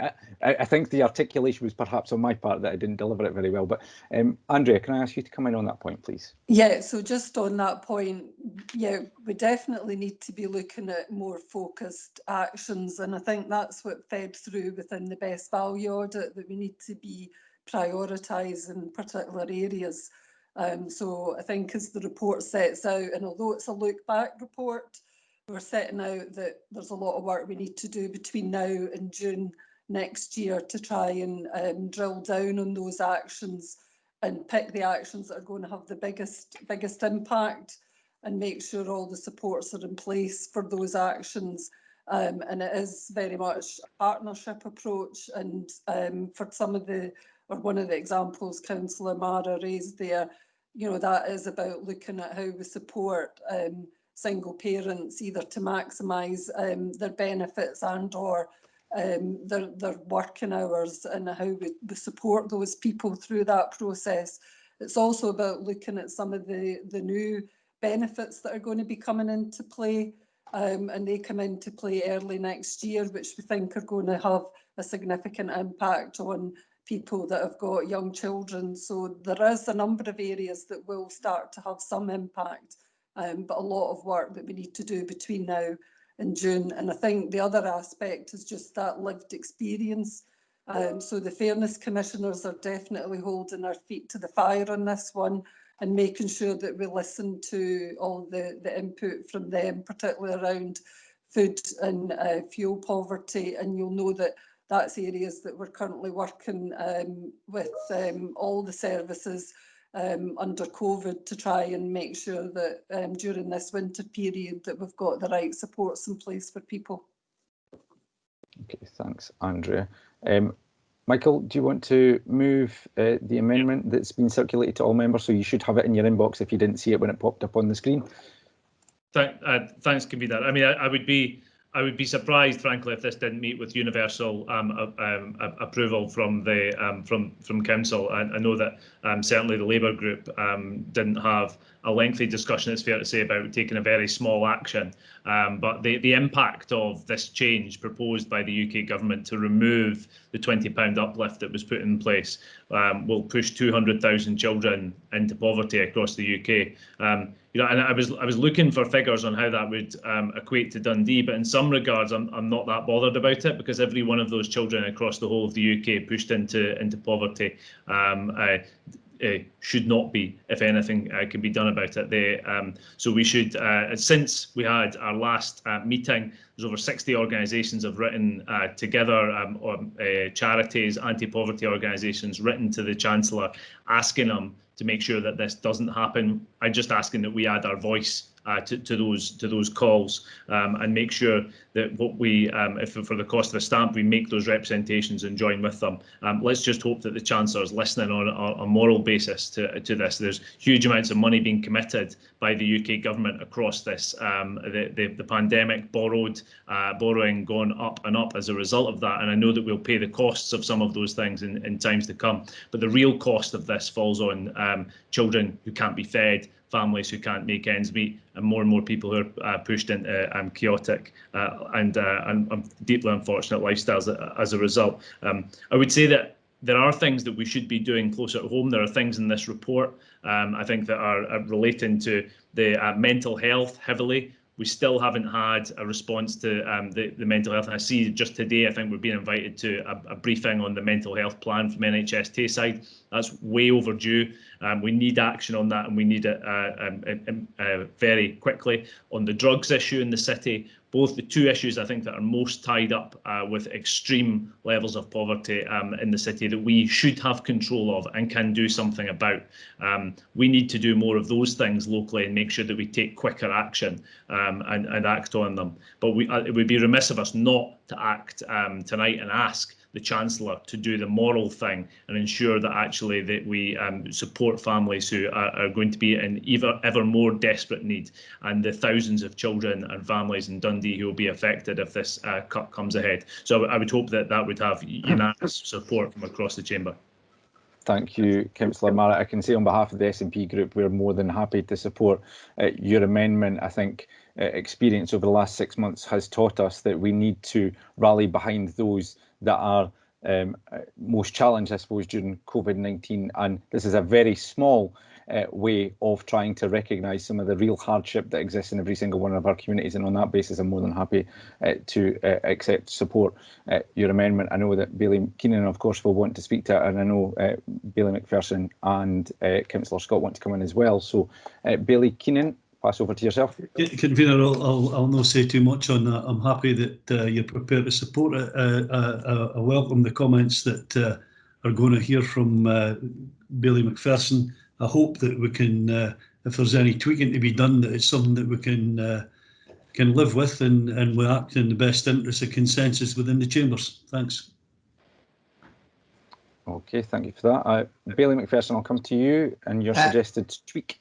Yeah, and I'm sure it's deeply uncontroversial, so I'm sure Councillor Marrett will be supportive of it. Are you aware that when the £20 uplift was agreed, it did not apply to legacy benefits?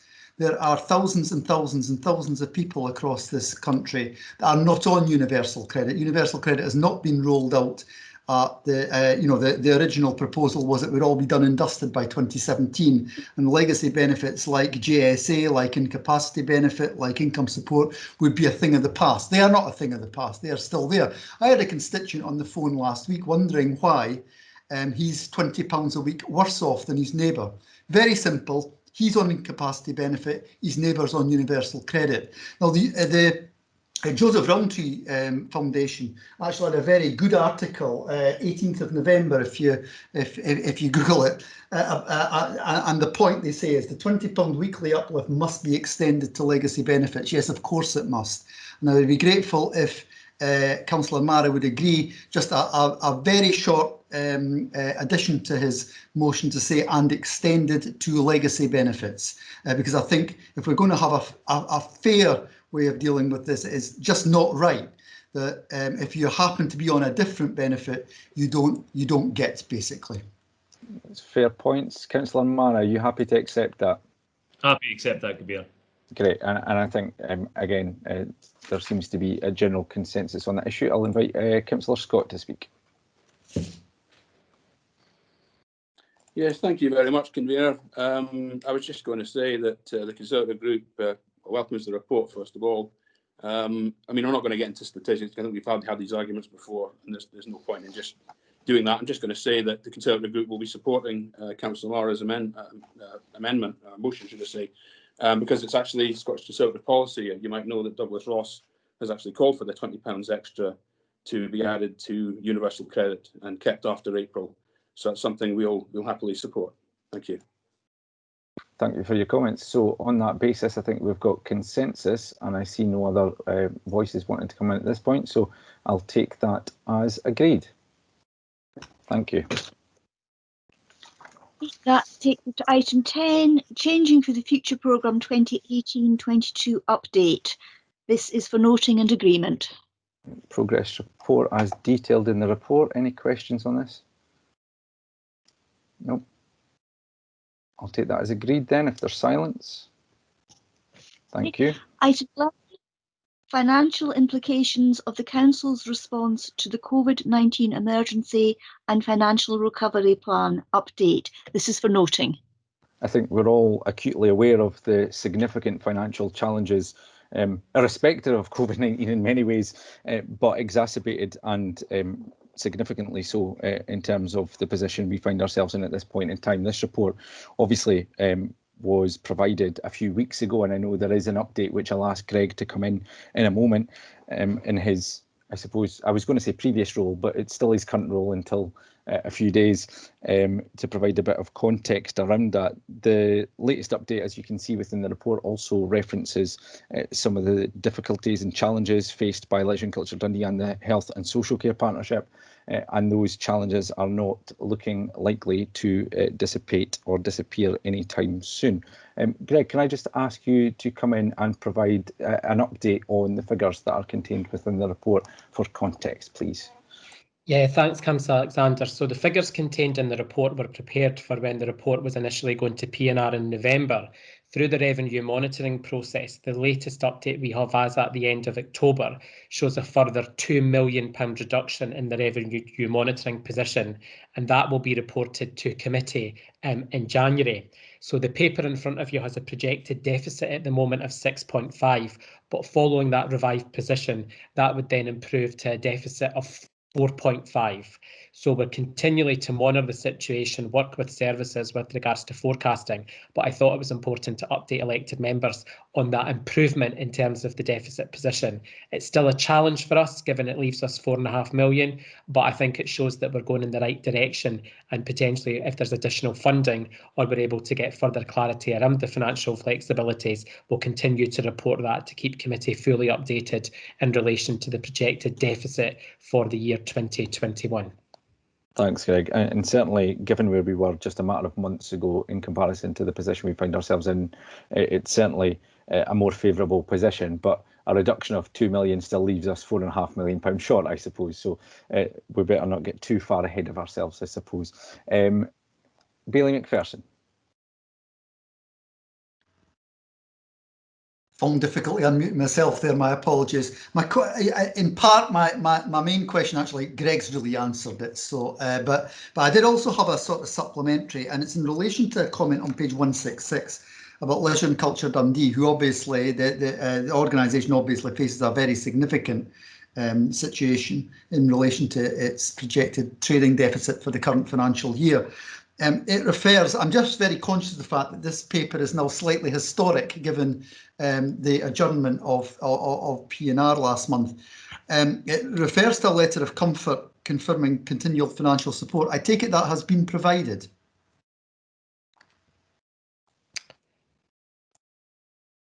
So, sorry, I'm finding it difficult to get myself off mute as well. Greg, can I ask you to come in?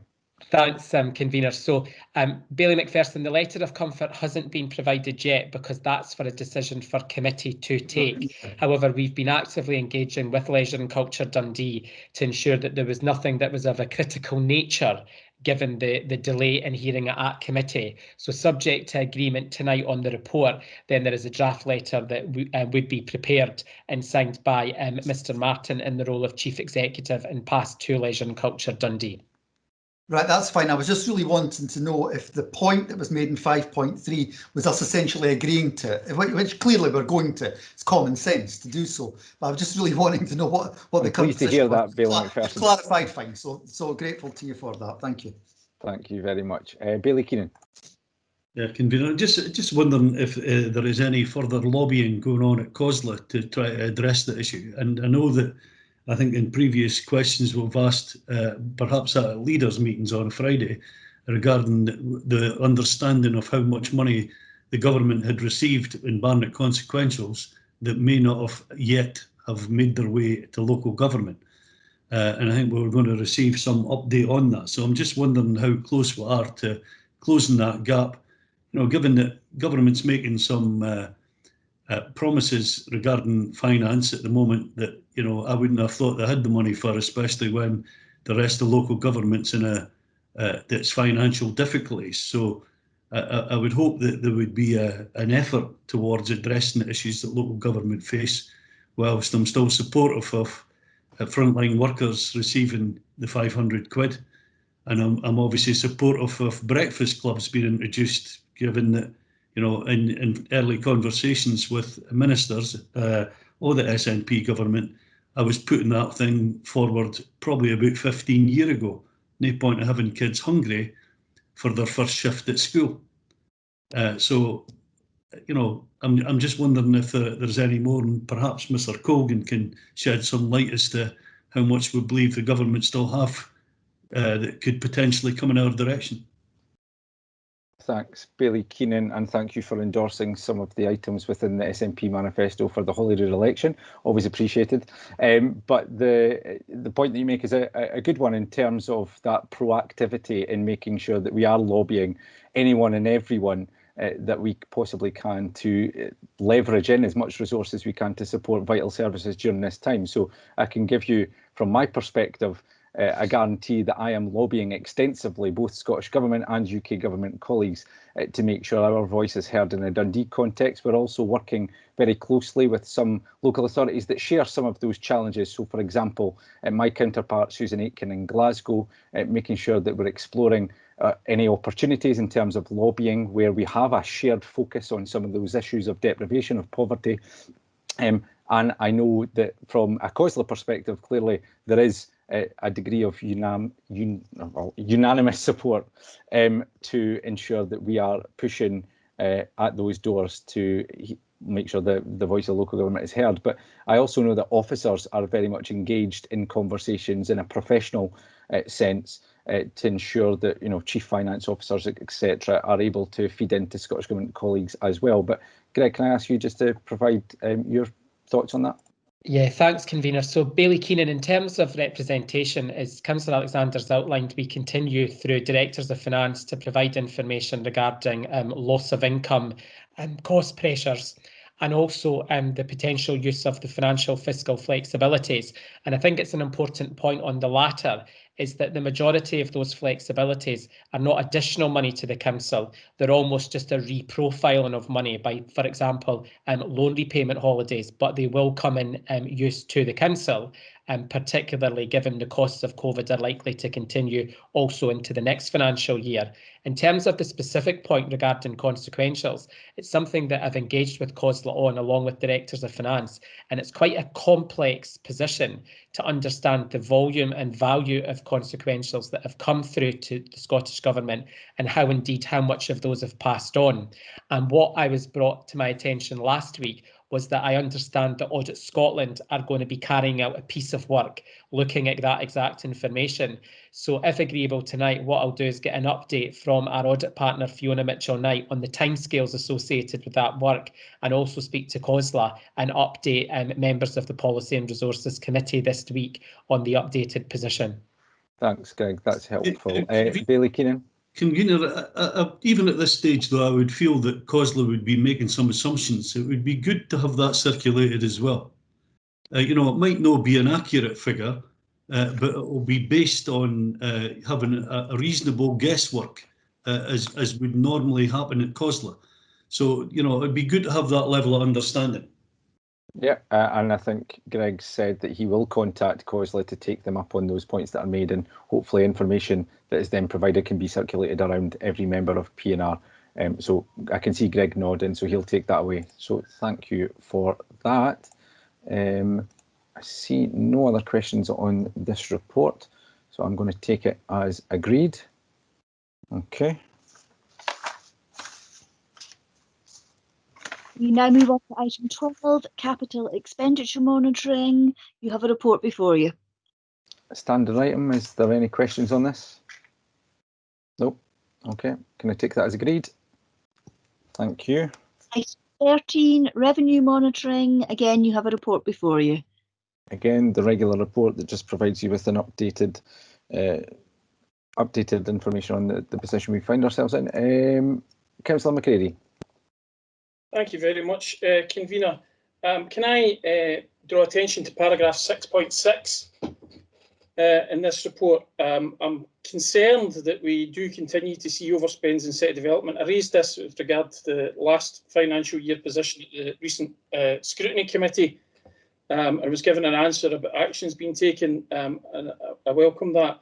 I also understand that COVID-19 will have impacted on the ability to deal with some of those issues, some of the issues that are outlined in paragraph 6.6. But I just wondered if we can have an update on what actions have been taken in this financial year, and whether that we are going to get to a point where the city development budget reflects something like the reality of city development spend, because I think that continues to be an issue, and I think that's something that we do need to deal with, and it's a pretty historic issue at this point, and I think it is something we need sorted before too long. Thanks, Convener. Thank you for your question, Councillor McCready. I'll ask Robin Presswood just to come in on the substantive point, but just to say you have, I think, acknowledged the point that there have been some challenges over the last 10 months as well, and clearly in terms of staff capacity to be able to do some of their work, they've been pulled onto other important work streams as well. So I know there has been some significant progress made, actually, if you consider the position we find ourselves in at the level of overspend in comparison to even 12, 18 months ago. But Robin, I'll ask you to put some meat on the bone of that, please. Many thanks, Convener. In terms of the overall position, I think if I can take members back to around October 2019, when we presented the report, we set out the scale of the recurring overspend, and at that point I think it was circa £3 million.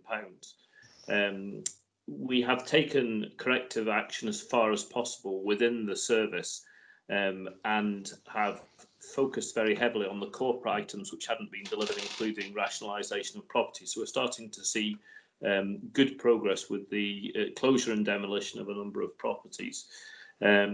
We still have some recurring structural issues, but there was £1.5 million additional injected into the city development account to deal with issues like street lighting, which you highlighted at Scrutiny Committee, Councillor McCready.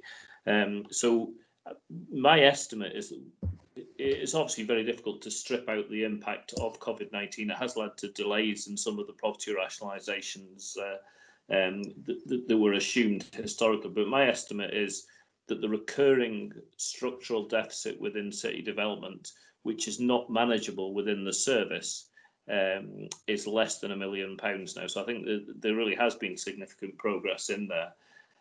Obviously, market conditions are changing all the time. We do have ground leases on some of the larger assets which are underperforming, but certainly from my point of view, less than £1 million of recurring challenges within the city development budget. So we're continuing to have dialogue with finance around opportunities for resolving that, and we're continuing to drive forward the property rationalisations. I think we've emphasised consistently that the largest part of the city development budget is indeed the corporate property account. To an extent, we're a service with a property department with a service added on the side because the scale of the corporate property portfolio that we manage on behalf of the council. Thank you, Mr. Presswood. Richard, do you want to come back in? No, I think that's a helpful answer from Mr. Presswood. Obviously, we'll continue to pay attention to that. I think it's good to hear that he thinks he's got it under £1 million. So sure we'll see evidence of that in the not too distant future. Thank you for that. Bailey McPherson. Thanks, Gavina. My question's about 6.13 on page 198, council tax net reduced income of just over £500,000. My question is really in relation less to do with the anticipated reduction in council tax income, and I think we can understand the challenges in council tax and indeed rates collection this year, given the challenges the city and indeed the country has faced. My question is really about council tax reduction, because there's a projected overspend of 370,000 in there. And clearly, I assuming that CTR claims have increased as a result of the very significant challenges that we've had this year. Now, given that we are effectively administering a national scheme, just in the same way as we do for housing benefit, albeit one's the DWP and the other one's the Scottish Government, what comfort can we get as our council tax reduction claims increase? As I suspect that will be a feature in the months ahead. What comfort can we have in terms of that being supported by financial support from government? Thank you for your question. Greg, can I ask you to come in, please? Yeah, thanks, convener. So, Bailey McPherson, I'd need to check out the position. My understanding that there has been additional funding that has been provided by Scottish Government in relation to CTR, because you're absolutely correct, the volume of cases has increased. I don't have that level of information to hand with me tonight, but what I'm more than happy to do is just clarify some factual information relating to the actual increase, the volume of funding that's been provided, and subsequent discussions with Scottish Government about that deficit, and send that to all members of committee this week. That's very helpful indeed, Greg. Thanks very much. Okay, thanks for the question. I see no other questions, so can I take this item as agreed? Thank you very much.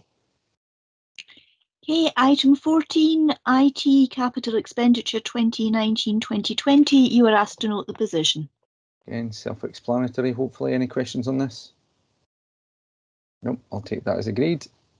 Thank you. Item 15, Treasury Policy Statement. You are asked to approve this. Any questions? Nope. Okay, I'll take this as agreed. Item 16, Treasury Management Strategy. You are asked to note and approve the report. Any questions? Nope. Silence is approval, so thank you very much. Item 17, Annual Procurement Report and Community Benefits Update. Again, you're asked to note and approve. There's obviously a lot of comprehensive information within this report, and it details both the procurement side of things, but also the community benefit part of our contracts. One of the measures of securing social value, of course, from the Council's expenditure is the degree to which we can encourage and make sure that contractors spend money locally, but also they hire as much as is possible locally as well. So there's some pleasing statistics in there. I think we're all agreed that we would like to see it go further and more effort in that regard as well. It's fair to say that the last 10 months have been particularly challenging. Some of the extensive work that's undertaken to support local businesses, advise them of how they can get involved in procurement, etc., and meet the buyer type events that normally take place, obviously haven't been able to take place in the same way they normally would.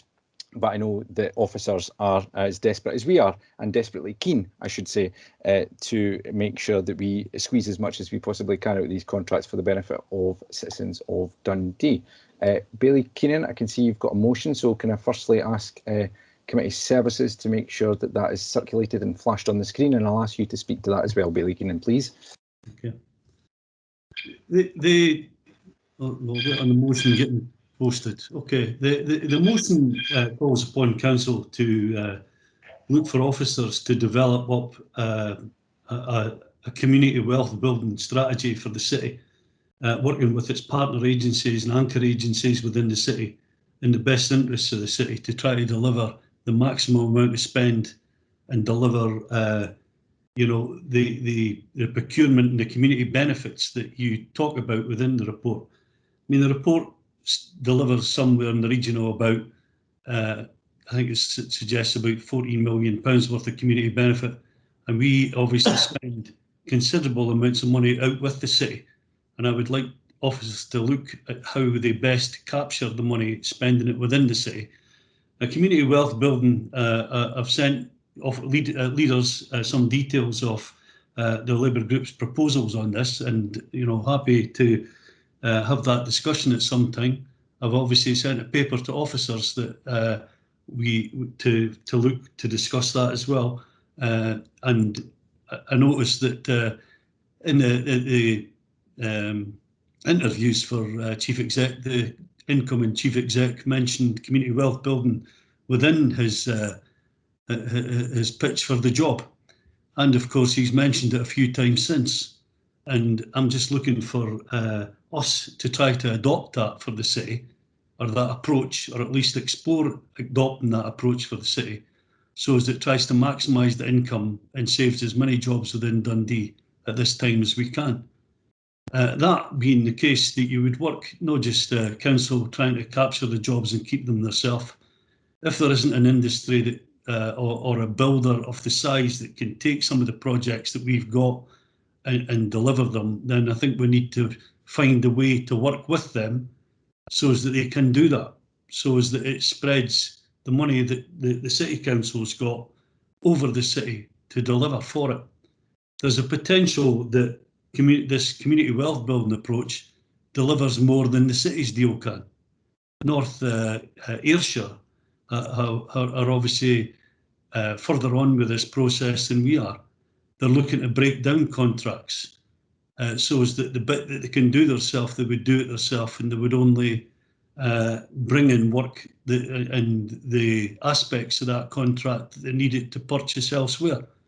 We've seen a contract issued a few weeks ago in relation to charging points, one of them given to Dundee City, one of them given to Tayside Contracts, and others given outside the city. The bulk of the money spent outside the city. That would suggest that we can do it, yet we've obviously used the procurement process to deliver it. We're coming out of Europe, so entirely sticking to the procurement process doesn't necessarily need to happen. So I think it's now an opportune time for this city to do whatever it can for itself to maximise the money that it's got for the best interest of the city and the best interest of the citizen, creating jobs and creating that wealth so as it's not disappearing outside the city. And I hope that we can see cross-party support for this. Thanks, Billy Keenan. I'll let Richard come in next, and then I'll come back with some comments. I don't have any particular problems, just a couple of questions. So, Councillor McCready, I'll let you come in first. Yeah, thank you very much, Convener. I mean, if we're going to get formal, I'm happy to second Bailey Keenan's motion. I think far too often we are apologetic about the spending power of local government. Dundee City Council does spend a lot of money, and we're meant to be spending it on behalf of the people of Dundee. I think if that's the case, we should be trying to use the spending power of the council to maximise the benefits for the people of Dundee, to try and create jobs here, to try and make sure that as much of that money that can be spent here is spent here. I think there is some good work going on, a lot of good work going on in the report. I do wonder if the ambition of the report is slightly too modest, and our ambition for the people of Dundee should not be so constrained, that we should be looking to maximise the economic benefit for the people of Dundee. Community wealth building is a people-centred approach to local economic development which redirects wealth back into the local economy and places control and benefits into the hands of local people. Those words, which were very erudite, are clearly not mine. They are the words of the Scottish Government. So I think it's something that we could all agree with. I mean, Councillor Bailey Keenan has mentioned North Ayrshire. We could mention Preston. We could mention Cleveland and Ohio about the work that's going on in these places, making a difference. But I think fundamentally we need to create a fairer, more democratic economy. With the spending power of institutions, what they call anchor institutions, like the City Council, like the two universities, like Dundee and Angus College, like the NHS, along with the private sector, is harnessed to keep wealth local. And I think it's also important that I think often, you know, and I pay tribute to our officers who are trying to do their bit on this, often there is a focus on what the council does on local spend, where some of these other anchor institutions are spending significantly outside the city, and partly because of the way they're scrutinised, that's not brought, attention is not brought to that as much as it should be. And I think we should be looking, we should be looking to keep as much money local, and we should also be saying, I think in particular, no to tax avoidance and no to offshoring when it comes to contracts. So I think we should be trying to bear that in mind as well. And I think there's much more we can do on that. But I think we should be creating jobs and prosperity in the local community at the heart of all that we do. I think that's what we should be doing. And I hope that people will be able to support the motion in Bailey Keenan's name. And as I said at the start, I'm very happy to second it. Thanks, Convener. Thank you for your comments, Councillor McCready. Can I just say that I am very happy with the thrust. I just have one question. I might ask officers to come in on that point, which is your 3 months. I'm very conscious that we've got the Christmas holidays. We've got a COVID vaccination programme, which officers will be very involved in. And you also, within the motion, direct officers to engage with some of those key anchor institutions, and I think that just takes a little bit of time to have those conversations. So I think what I would be looking for, if you were minded to agree, Bailey Keenan, was sort of looking at 6 months or so to allow those conversations to take place. Convener, I'm happy to agree that I think it's something that, we don't put it forward politically. We're doing it in the best interest of the city, and giving officers that level of time, agreeing it in principle is good enough for me, and it's good enough for the Labour group at this time. I hope that we can deliver it as quickly as possible, but I do realise it takes a bit of time. I've tried dripping at partnership meetings, and the more that we talk about it, the more that hopefully people will engage, and I think that it's the right thing to do. So thanks, I'm more than happy with that. Thank you very much. So with that suggested amendment to 6 months, I'm happy to agree as well. And it's also, the experience of North Ayrshire will play an important part of that. And I think we would want to look for their feedback, both from an officer and perhaps a political level. Of course, that was funded through the North Ayrshire or the Ayrshire Growth Deal, £3 million from Scottish Government. And I know that's a clear aspiration at a national level as well. That was the first of its kind, I suppose, and hopefully we can continue to play a part in helping lead that conversation going forward. So happy to agree to it in that basis, but I'll let Bailey Scott come in and then I'll hopefully have the item agreed. Bailey Scott? Yeah, happy to agree to it, Convener, but I suppose it's with a question mark, because I'm all for building wealth and prosperity for everybody and ensuring that we have as many contracts given to Dundee businesses, provided they, as long as there's best value there as well. But I'd like to see the model that's being proposed before I can commit to it fully, because there may be aspects of it that I don't agree with. So I'll report back in 6 months with clear details from the officers about what could be done, the various options that are there, before I'm able to come to a view as to whether I would be able to support it or not.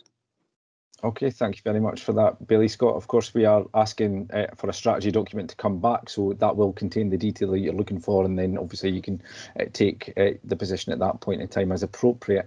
I see no other questions or comments at this point, so I shall take that with the proposed amendment and the tweak to the amendment as agreed.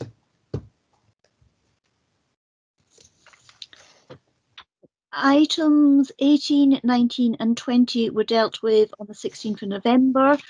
That therefore takes us to item 21 on the supplementary agenda, charging for garden waste permits. Yep, it's self-explanatory. I know that the leaders of the various groups have had a brief discussion on this, so I will just go straight to Bailey McPherson in the first instance. Thanks, Convener. You'll recall from the group leaders meeting that my gut reaction to increased income was we should give some of that back to in terms of the permit charge for the year 2021. And in fact, I actually went to the position of actually getting a motion to that effect approved. But I've since had some information from, and I'm very grateful to Paul Thompson who provided it, in relation to the costs of the service this year, and it's not all to do with the increased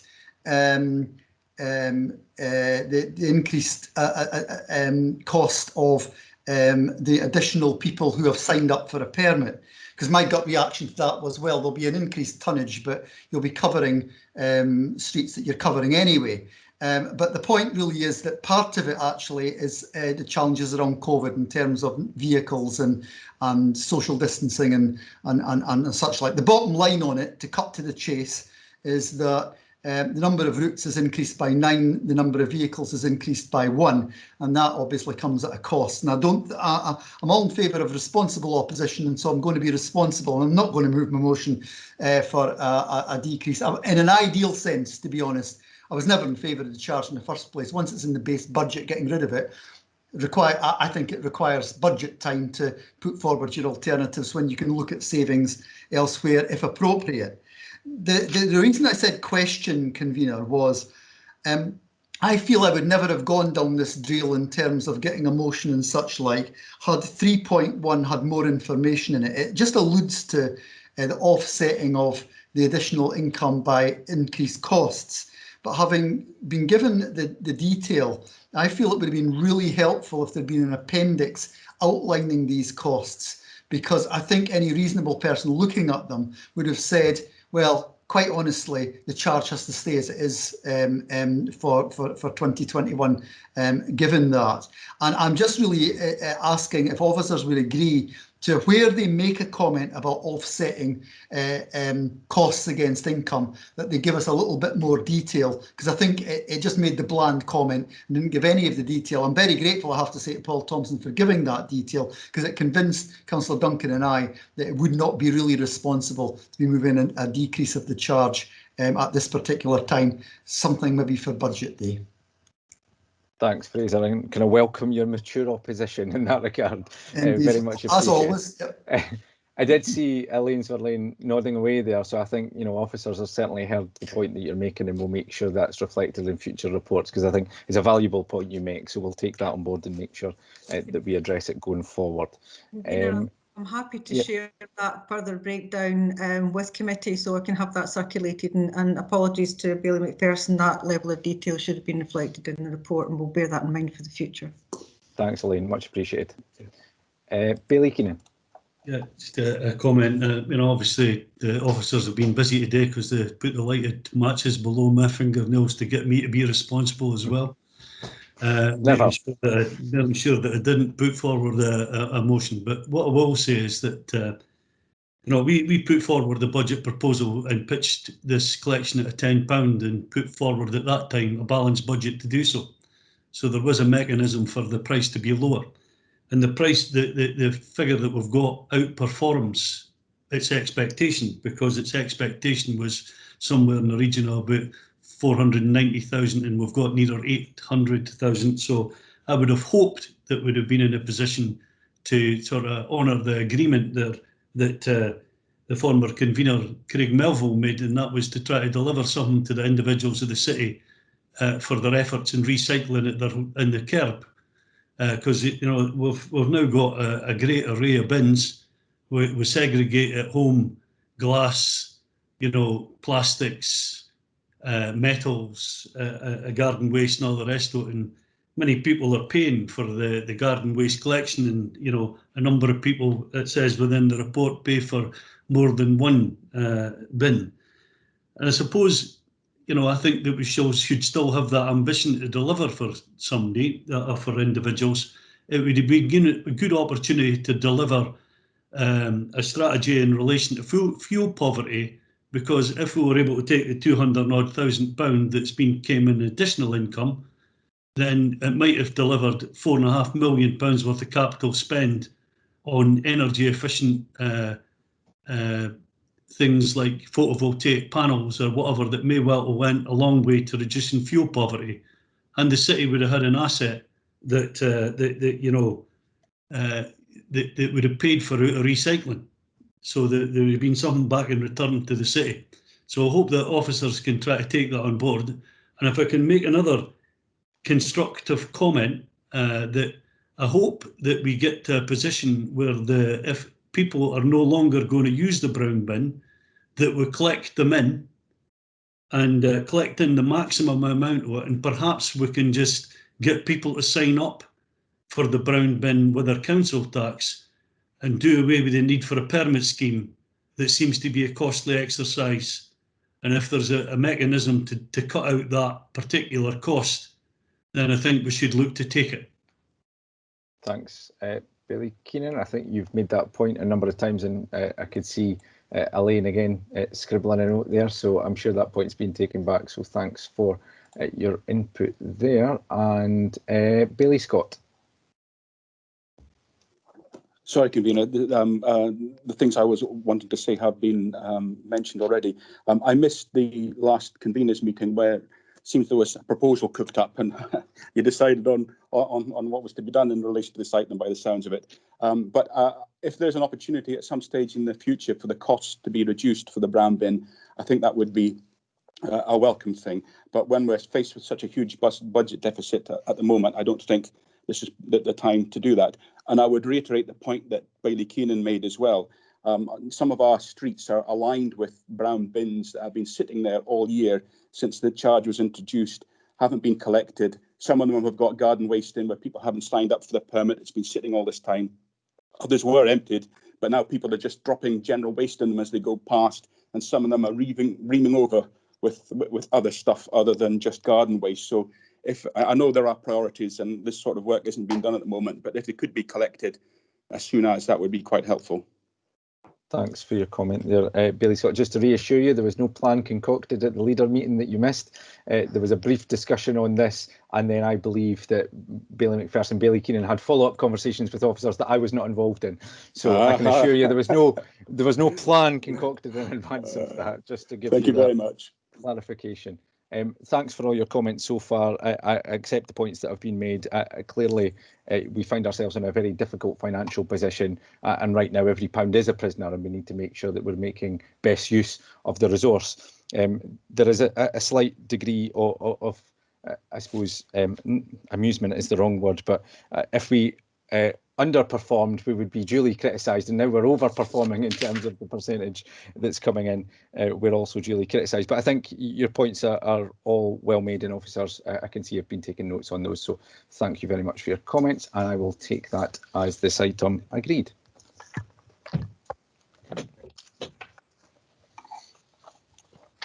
That takes us on to item 22, charges in West End car parks and related charges elsewhere during COVID-19 health emergency.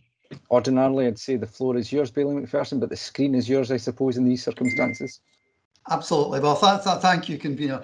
I'll be brief. I'm conscious of time, and it's a very, very straightforward proposal that I'm putting forward tonight. In the spring during the lockdown, we, as a council, and as I recall, under emergency procedures, we agreed to suspend car parking charges across the city. These started coming back over the summer, and the car parking charges in the 7 West End car parks that had car parking charges introduced for the first time relatively recently came back in October.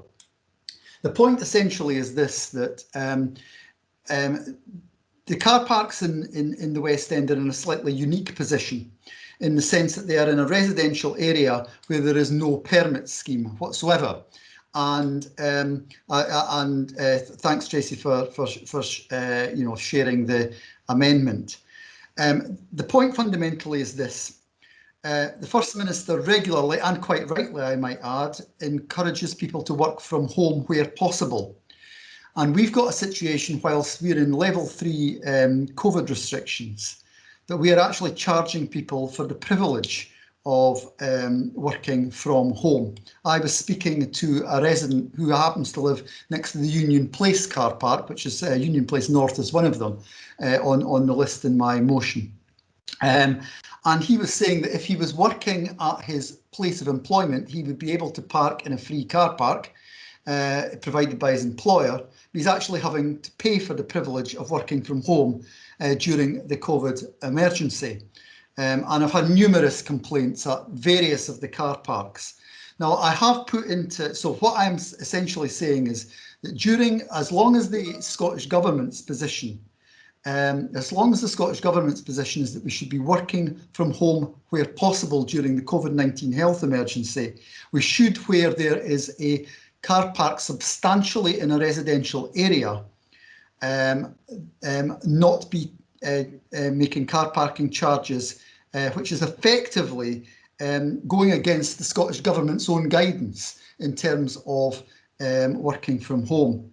Now, I have put in the second paragraph of my motion that to instruct the Executive Director of City Development to review the imposition of car parking charges in other council car parks across the city to ensure consistency. But very efficiently, I have to say, Mr. Presswood's team have already looked at that for me, and I got his reply this morning. The answer is there are none, because any other car parks that are in substantially residential areas actually have a residence parking scheme. So the residents actually aren't, they'll have their permit and they'll not be paying daily charges. We're in a unique position here in relation to these 7 car parks. I'm not looking for, I was never in favour of these car parking charges in the first place, but that's not the debate tonight. That's a debate that's happened and the car parking charges were introduced. My point essentially is this: we have people in my ward who are having to work from home are being encouraged to work from home and being charged for the privilege, when in fact it may actually have been cheaper for them to actually park in their office car park. And I would therefore ask committee's approval for a limited period, whilst the Scottish Government's advice is as it is, that we remove the charges, fully expecting that they would return during the when that guidance changes. And obviously, looking to the longer term, we got some way towards the consultation on residence parking scheme. It wasn't completed because of COVID. Well, hopefully that will be resurrected as time allows, and we've had assurances, I and my ward colleagues have had assurances about that. It's not been forgotten about, to the credit of the department. But as I say, this is a very straightforward request, given the situation about working from home. So I therefore move. Thanks very much, Bailey McPherson. I can see there's a couple of other comments, so I'll just let people come in first. Councillor McCready, sorry. Yeah, thank you very much, Convener. I mean, I'm happy to second Bailey McPherson on his motion this evening, if it needs to go that far. I think he set out the arguments well, but I think in March 2018, the Dundee City Council agreed to consult on a residence parking scheme in the West End and other areas around the city centre. As Bailey McPherson has said, after quite a while, but just before the COVID-19 pandemic hit, I think possibly one of the last public meetings I was at, that we were making some progress on the consultation. And I've been clear right all the way through this that charging for the West End car parks should only have been an option once a decision had been made on a residence car parking scheme. We need a joined up policy about car parking, and I think what we have is quite far from that. I think it was the right decision to suspend these charges at the start of the pandemic, and the wrong decision to reinstate them. The public health advice is to work from home if you can. Dundee City Council is producing a perverse disincentive to follow the public health advice. I think that's just wrong of us. I think it's foolish.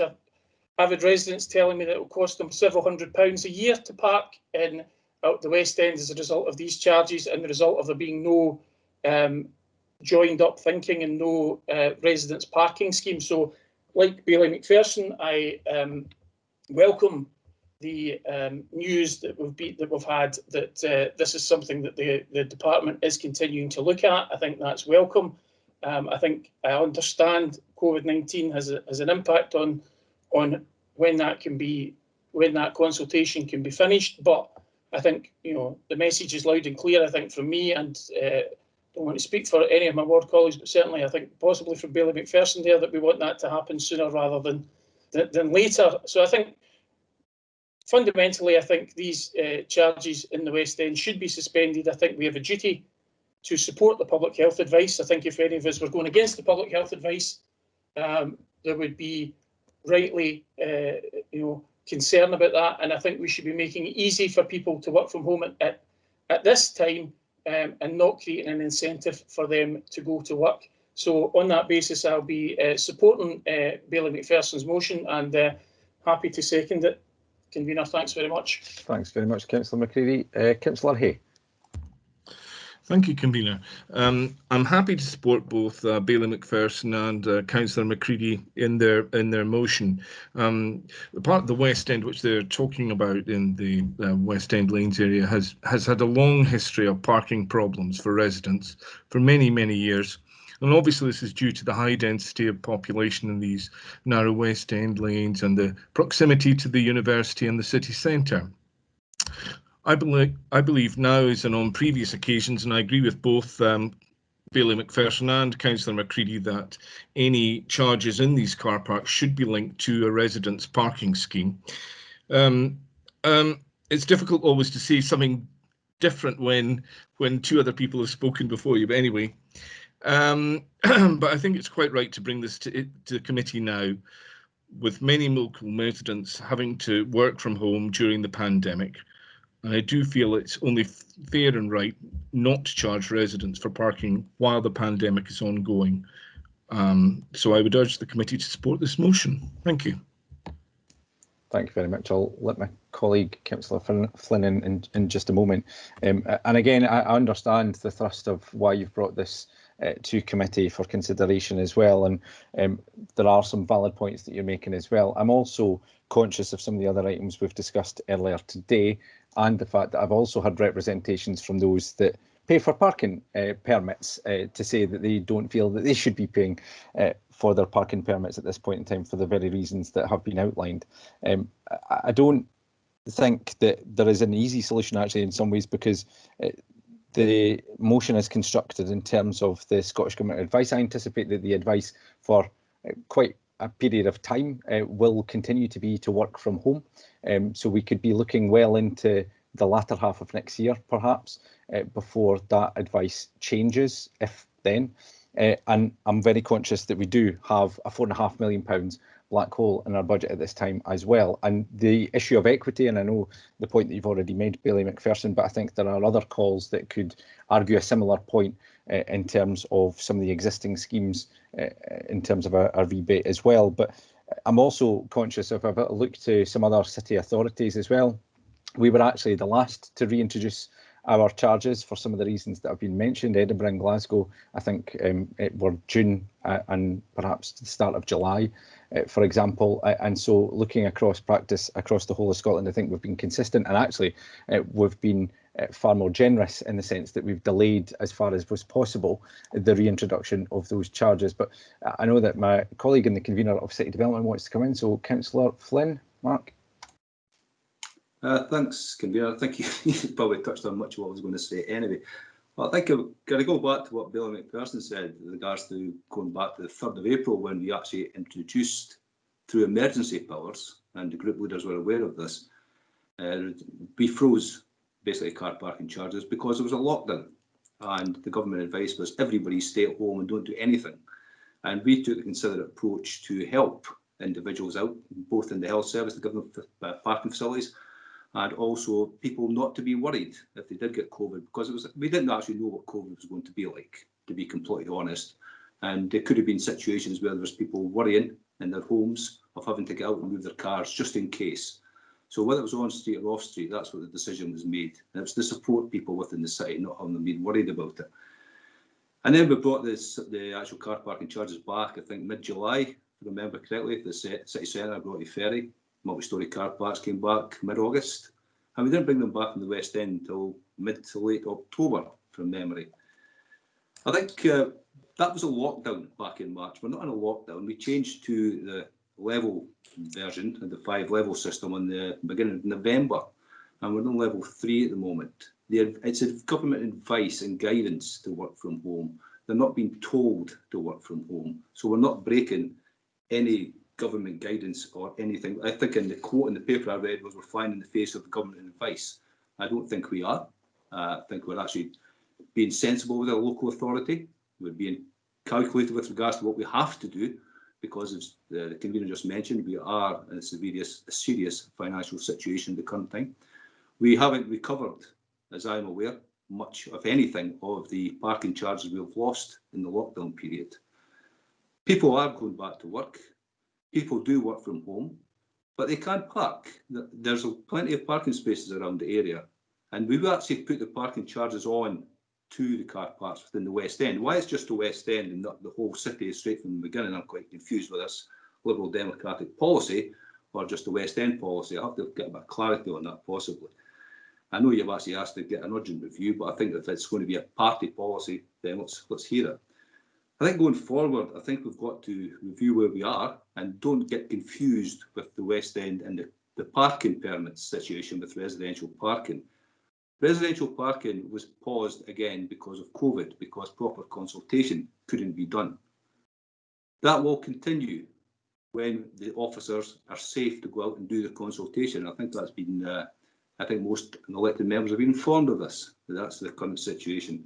And it will continue. And residential parking and parking permits within the West End or Coleside or Maryfield will be part of the conversation, and there may be a need for that to happen. Currently, I don't see the need. We need to still support the local communities, the buy local, We've still got people needing to move within the city. We've got to allow them to get to the car parks, allow them to go to the Perth Road and purchase from the shops in the Perth Road, not restricted by seeing them full of possibly all residents' cars. And I think that's the concern. We've got to support not just the residents, not just the shops, but everybody. And everybody across the city, not just in one particular area. So, Convener, I will not be supporting this motion. I think it's the wrong thing to do from a financial perspective, from a logical perspective, and from the fact that, again, I'll repeat, we are not going against government advice. And I'd possibly like officers maybe to come back and confirm that, because I think that's been one of these things that's been muted, that we are breaking government advice, where I don't think we actually are. Public health issue is still here. I accept that. And I think it's important we actually do address that. One of the reasons we're actually in level 3 and possibly not in level 4 is because citizens in the city have actually worked extremely hard to make sure we actually retain and keep the COVID levels down. And they're continually reducing at the moment. So I have to applaud them for actually doing that. But I think, just to go back, we shouldn't get this confused with residents' parking scheme, which has got to be consulted on and will be consulted on. It's not kicked into the long grass, is what I've read elsewhere as well. It's going to happen again. And I think, again, just for Convener, I will not be supporting this motion. Okay, thank you very much, Councillor Flynn. I'll let Bailey Keenan and Councillor Duncan in, and then I'll go back to Fraser McPherson for summing up, and we'll go to the vote thereafter. So, Bailey Keenan. Convener, I'll be supporting the motion. You know, I think we were looking for a residents' parking scheme to be brought in the area, and if there was one, it maybe would have made a difference. I think that people are being asked to work from home. The default position of council employees is work from home. You know, it could well be that some of our own employees that would have been at, Claver House Industrial Estate, parking for free, have now burdened and don't necessarily the biggest earners. So I think we add to the burden of individuals, and if we could do something to address that, then I think we should do it. You know, we've still got to hear from the question I asked earlier, what's the sort of government got in the war chest for the point of view of Barnett consequentials that we've not heard as yet.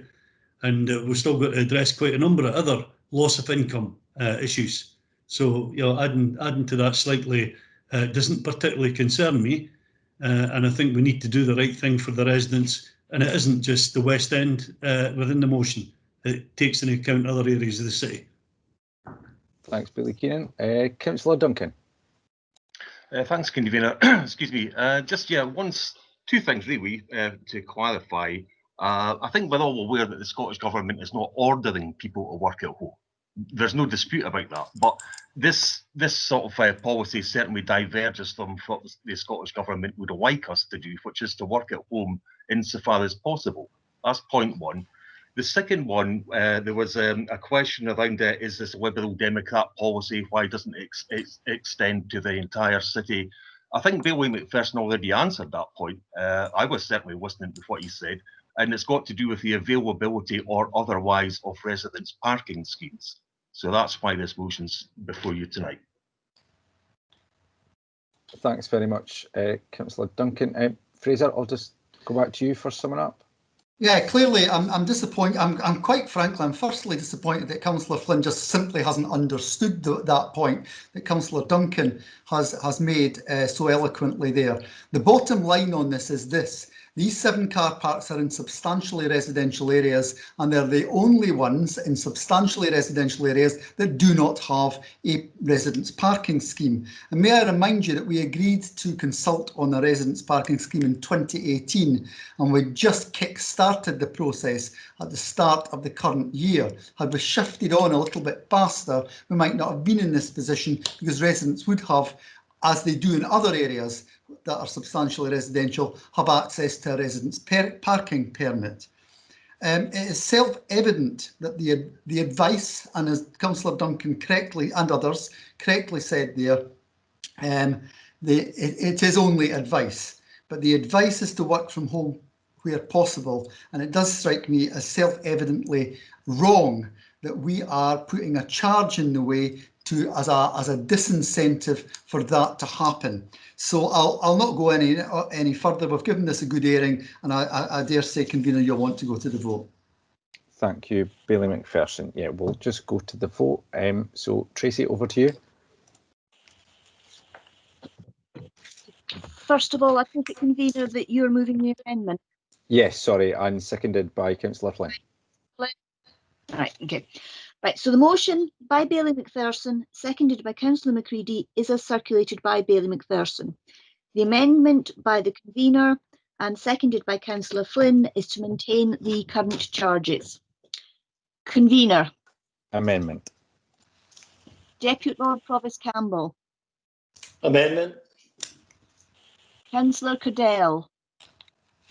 Amendment. Councillor Dawson.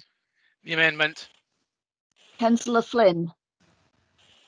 The amendment. Councillor Hunter. Amendment. Councillor Lynn. Amendment. Councillor Rendell. The amendment. Bailey Roberts. The amendment.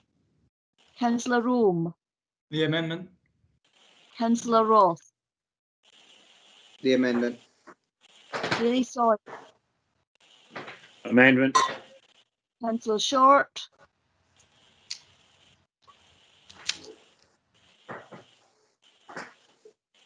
Councillor Short. Sorry, I couldn't get my button to work. Amendment. Councillor Smith. Amendment. Bailey Keenan. Motion. Councillor Cruikshank. Motion. Councillor Macready. Motion. Councillor McIrvin. Motion. Councillor Malone. The motion. Councillor Mara. Motion. Councillor Wilson. Motion. Bailey Wright. Motion. Bailey Scott. Motion. Councillor Hay. Motion. Councillor Scott. Motion. Bailey McPherson. The motion. Councillor Duncan. Motion. Lord Provost.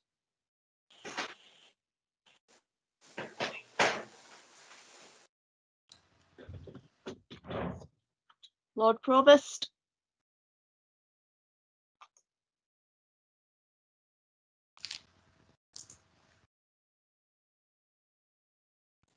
I believe he's left the meeting, Tracy. Yes, I'm just checking. I believe he's not here. So that gives us 13 for the motion and 14 for the amendment. So the amendment is carried. Okay, thank you. We'll move on to the last item of this evening. Yes, final item, times of meetings, adjournment of meetings and cycle of meetings. Your instructions are requested. Thank you very much. Opposition members will be aware that I have circulated my proposed motion in advance of the meeting, so hopefully you've had sight of that. I'll ask committee services to circulate that. I'm conscious, and thanks to colleagues for sharing the detail of, or the thrust of what they will be proposing as well. And I know that Bailey McPherson, you want to come in. Again, I don't intend to spend too much time on this, but if I can just speak to my motion first of all. I think there's one thing in there that we're all unanimous on, which is in terms of the cycle of PNR, and I think I have went to hopefully meet the expectations of opposition members as well as administration members in trying to accommodate that request for making sure that we are able to manage, I suppose, the agenda in a better way to prevent elongated meetings that then don't prevent, or sorry, that do prevent us from perhaps scrutinising documentation and reports as we might ordinarily, which is part one of the suggested motion. The latter parts hopefully are self-explanatory, and I'm happy to go into the detail why I think these are reasonable. I've tried, and the administration have certainly gone some way to try to meet in the middle and come up with a suggestion that we hoped would find some favour. And again, I appreciate the feedback so far from all the opposition members. I would also say, just on that fourth point, that we are happy to bring that back in June to see how it's worked in practice, to make sure that we can gather that feedback and learn from the experience, I suppose, of having those meetings. We are in a very different situation with COVID-19. Clearly, we're not travelling to the chambers, etc. right now, but I'm also very conscious that that might well change in due course. So it's right that we review it thereafter. But if I can let Bailey McPherson in front, actually, sorry, do you know what? Can I ask for a seconder first of all? It's probably easier to do it that way because I'm conscious that there's a number of amendments. Convener, it's pretty self-explanatory, so I think I'll just formally second, and it is getting to be late at night. Okay, thank you very much. Bailey McPherson. Thanks, Convener. And I would start off by saying I'm grateful to you and indeed the other group leaders. I raised this issue on behalf of Councillor Duncan and myself with yourselves back in September, because well, something's got to give in relation to meetings going on so late at night, and the length of meetings in particular.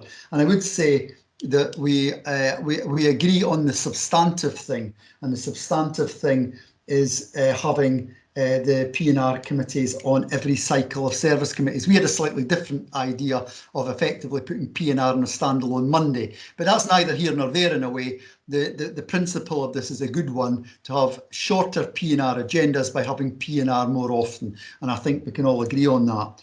Now, the preferred view, and I think it's the preferred view of all the opposition groups, is to stick to the 6 p.m. Frankly, the time it starts doesn't really help the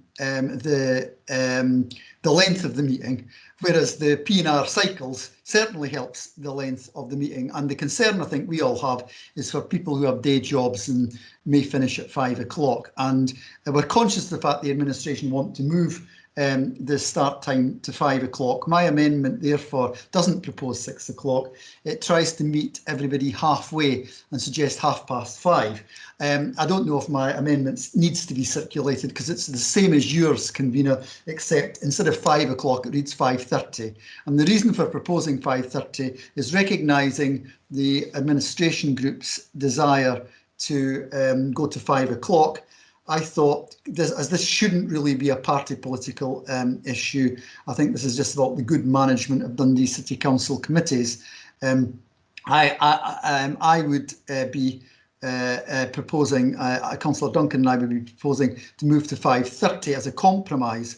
And the reason that we would say 5:30 is acceptable, and I say here and now, I will have to move once we're back to doing surgeries in normal times. I've done 2 surgeries since not all the time, board boundaries change. Since 2007, I have one at 10 to 5 at Harris Academy, but that'll have to move definitely if we move to 5:30 or 5 o'clock. But the bottom line of the matter is, I'm trying to really, in terms of reasonableness, just say meet us halfway and propose 5:30. So that's where Councillor Duncan and I are coming from. Thanks very much. I'll let Councillor Duncan in just to formally second your position out. I would just say, in finding that balance, perhaps I should have proposed 4 and then we could have met in the middle at 5, but I say that in jest, of course. Councillor Duncan.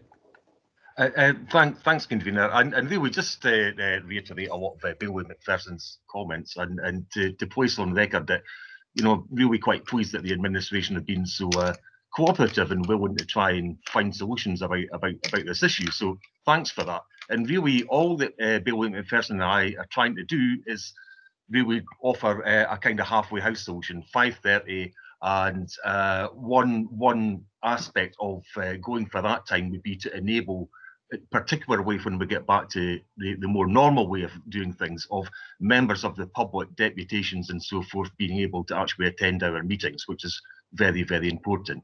So I would commend this option to you.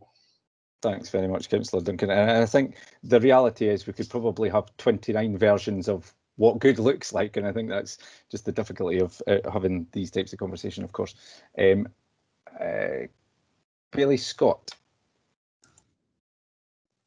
I've submitted an amendment, Convener, but like Fraser, there's probably no need to circulate it because it says, similar to yours, that we should have more regular P&R meetings and doubling up on those. And I think that in itself will result in the business being attended to far better, giving us more time to look at these items without having to change the time as well. And I would much rather that you did that change first and then come back and see whether time is required to be changed.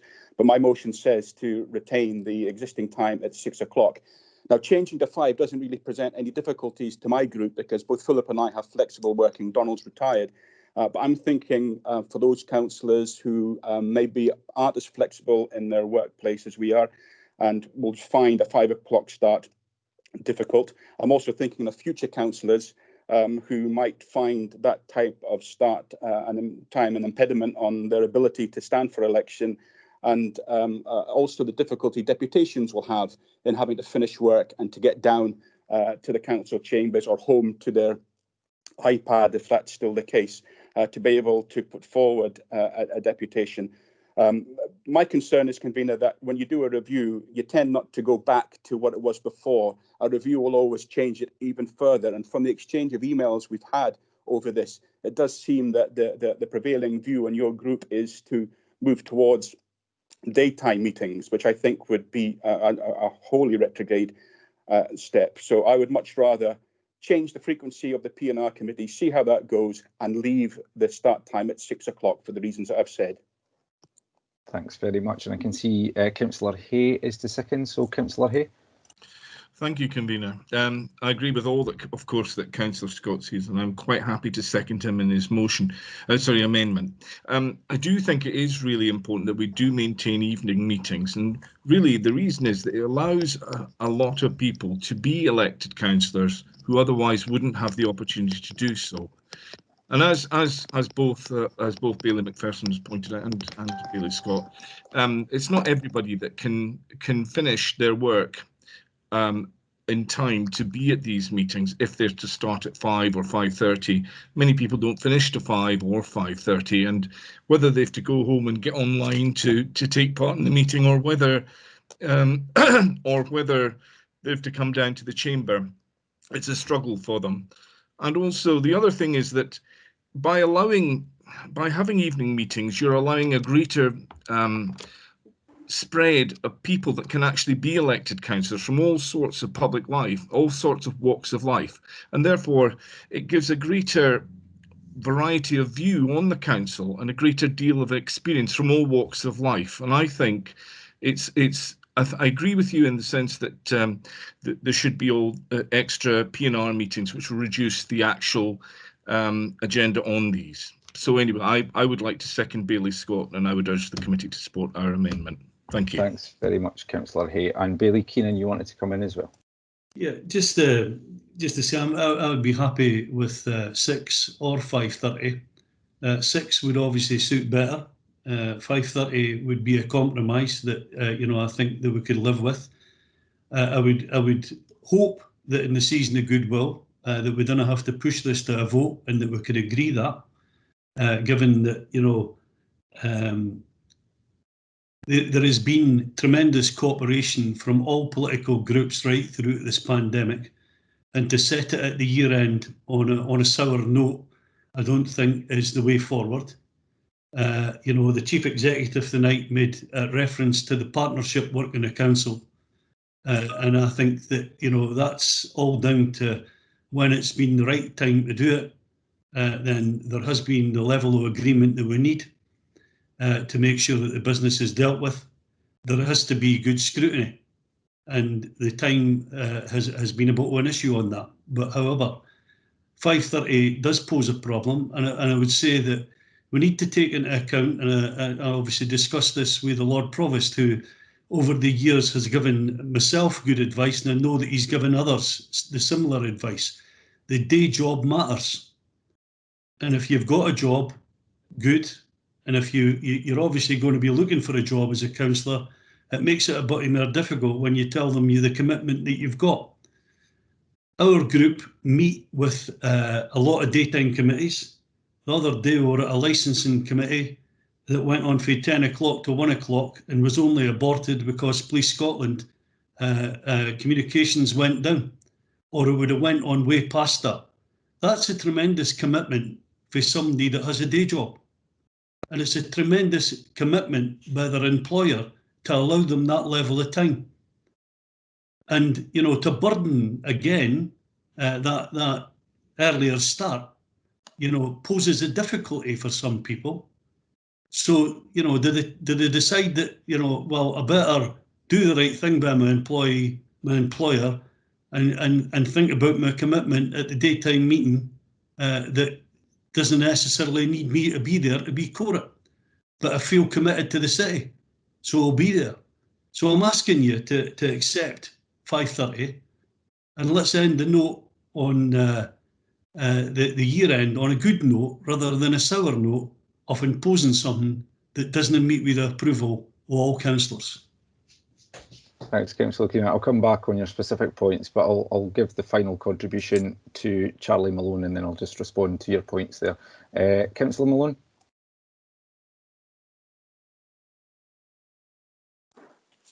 Yeah, thank you, Convener. A lot of what both Bailey Keenan and others have said, I'm going to reiterate.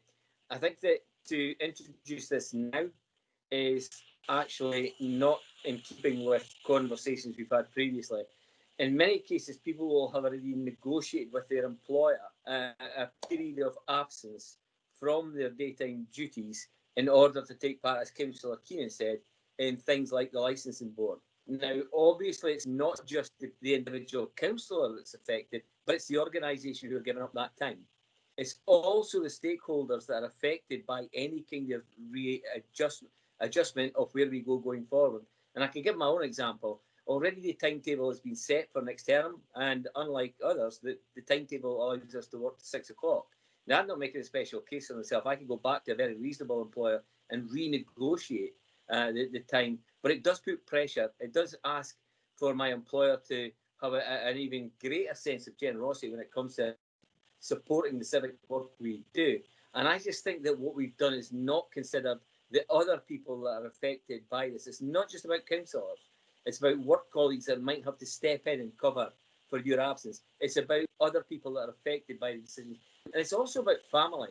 What we've got is a time of 5 p.m. I mean, I speak for myself. I've got a granddaughter who comes here for her dinner every week at 5 p.m. That time will be gone.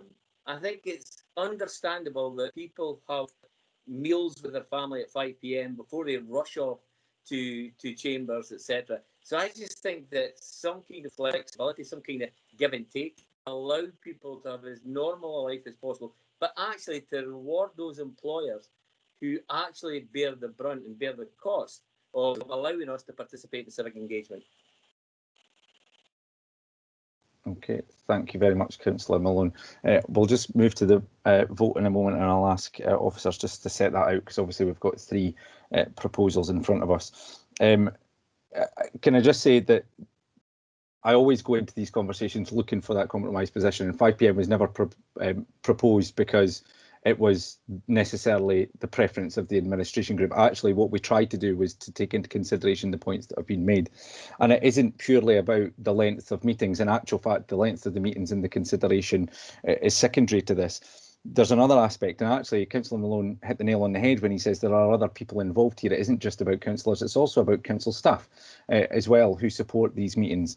I'm very conscious that, you know, many will start at 8 or 9 a.m, be here until 9, 10, 11, depending on when the meeting finishes, and then up again at 8 a.m. as well. And there is a real welfare issue. And I know that having conversations across the political spectrum, that everybody has felt the pressure and the strain of those late meetings as well. And I did mention in my comments that we could have 29 versions of this, because every family's circumstances will be different. You know, if we're using personal analogies, I miss being able to kiss my boys and say goodnight to them in an evening. And that's myself, but actually it's about that broader health and wellbeing issue. I'm also very conscious of some of the things that we've discussed recently, in fact, and thinking to the future which has been made. And I'm going to quote somebody that I don't often quote, which is, if we want politics to be truly representative, we need to ensure impact on family life isn't prohibitive. Now, Charlie, you've given a good example of why you feel that the move would be prohibitive. Likewise, I could give an example of the contrary position.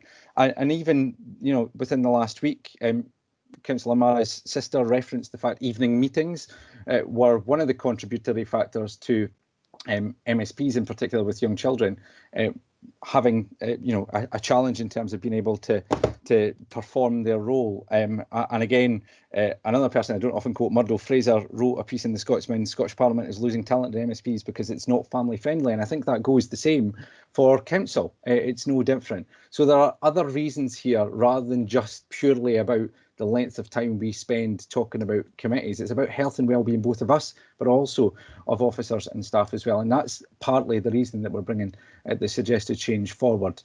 And again, I will stick to that position at this point in time. So I think we've got all of the amendments as they've been outlined. And if we could just get a reminder of motion versus amendment and then versus amendment, I think is right.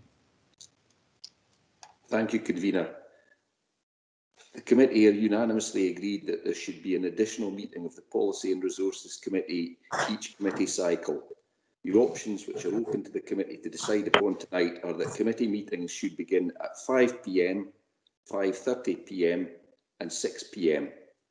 I would suggest that the committee deals with the motion and the amendments in the order in which they were moved.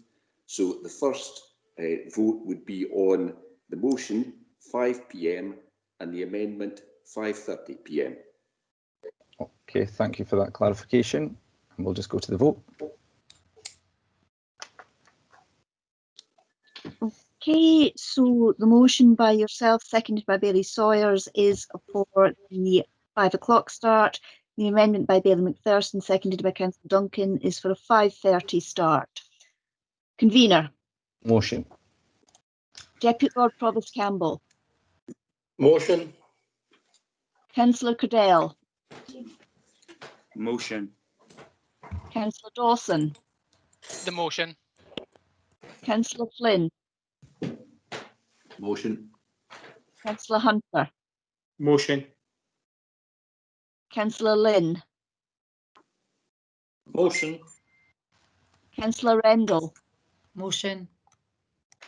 Bailey Roberts. Motion. Councillor Rome. Motion. Councillor Ross. Motion. Bailey Sawyers. Motion. Councillor Short. Motion. Councillor Smith. Motion. Bailey Keenan. Amendment. Councillor Cruikshank.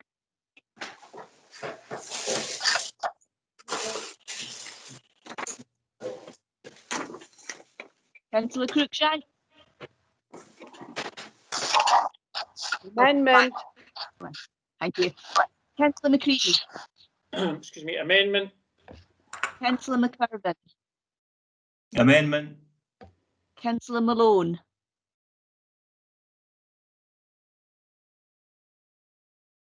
Councillor Malone.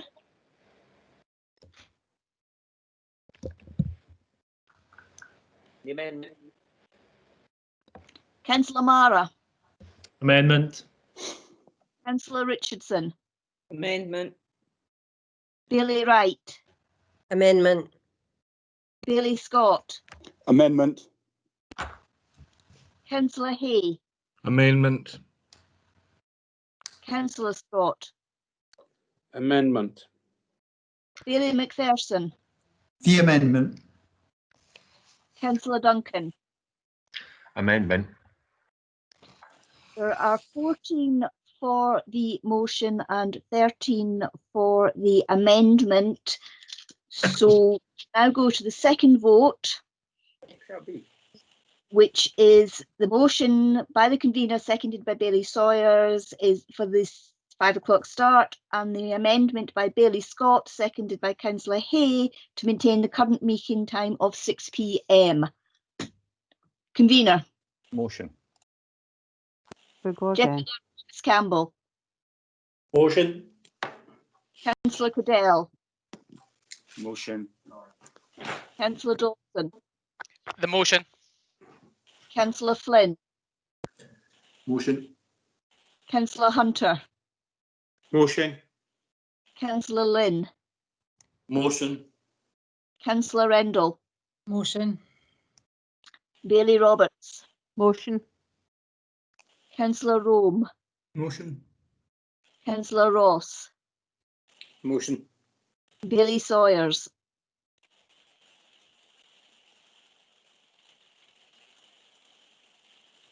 Motion. Councillor Short. Motion. Councillor Smith. Motion. Bailey Keenan. Amendment. Councillor Cruikshank. Amendment. Councillor McCready. Amendment. Councillor McIrvin. Amendment. Councillor Malone. Amendment. Councillor Mara. Amendment. Councillor Richardson. Amendment. Bailey Wright. Amendment. Bailey Scott. Amendment. Councillor Hay. Amendment. Councillor Scott. Amendment. Bailey McPherson. Sorry, I couldn't unmute myself there. The amendment. And Councillor Duncan. Amendment. Again, we have 14 votes for the motion and 13 for the amendment, so the motion is carried and meetings will commence at 5 p.m. Thank you. That is all the business for this evening. This is our last committee before Christmas and the New Year, so can I wish you all the very best for Christmas and New Year. I hope you can have the best celebration you possibly can in the circumstances, and I'll see you on the other side. Take care. Thanks. Good night. Good night. Good night. Aye. Good night. Good night. Good night.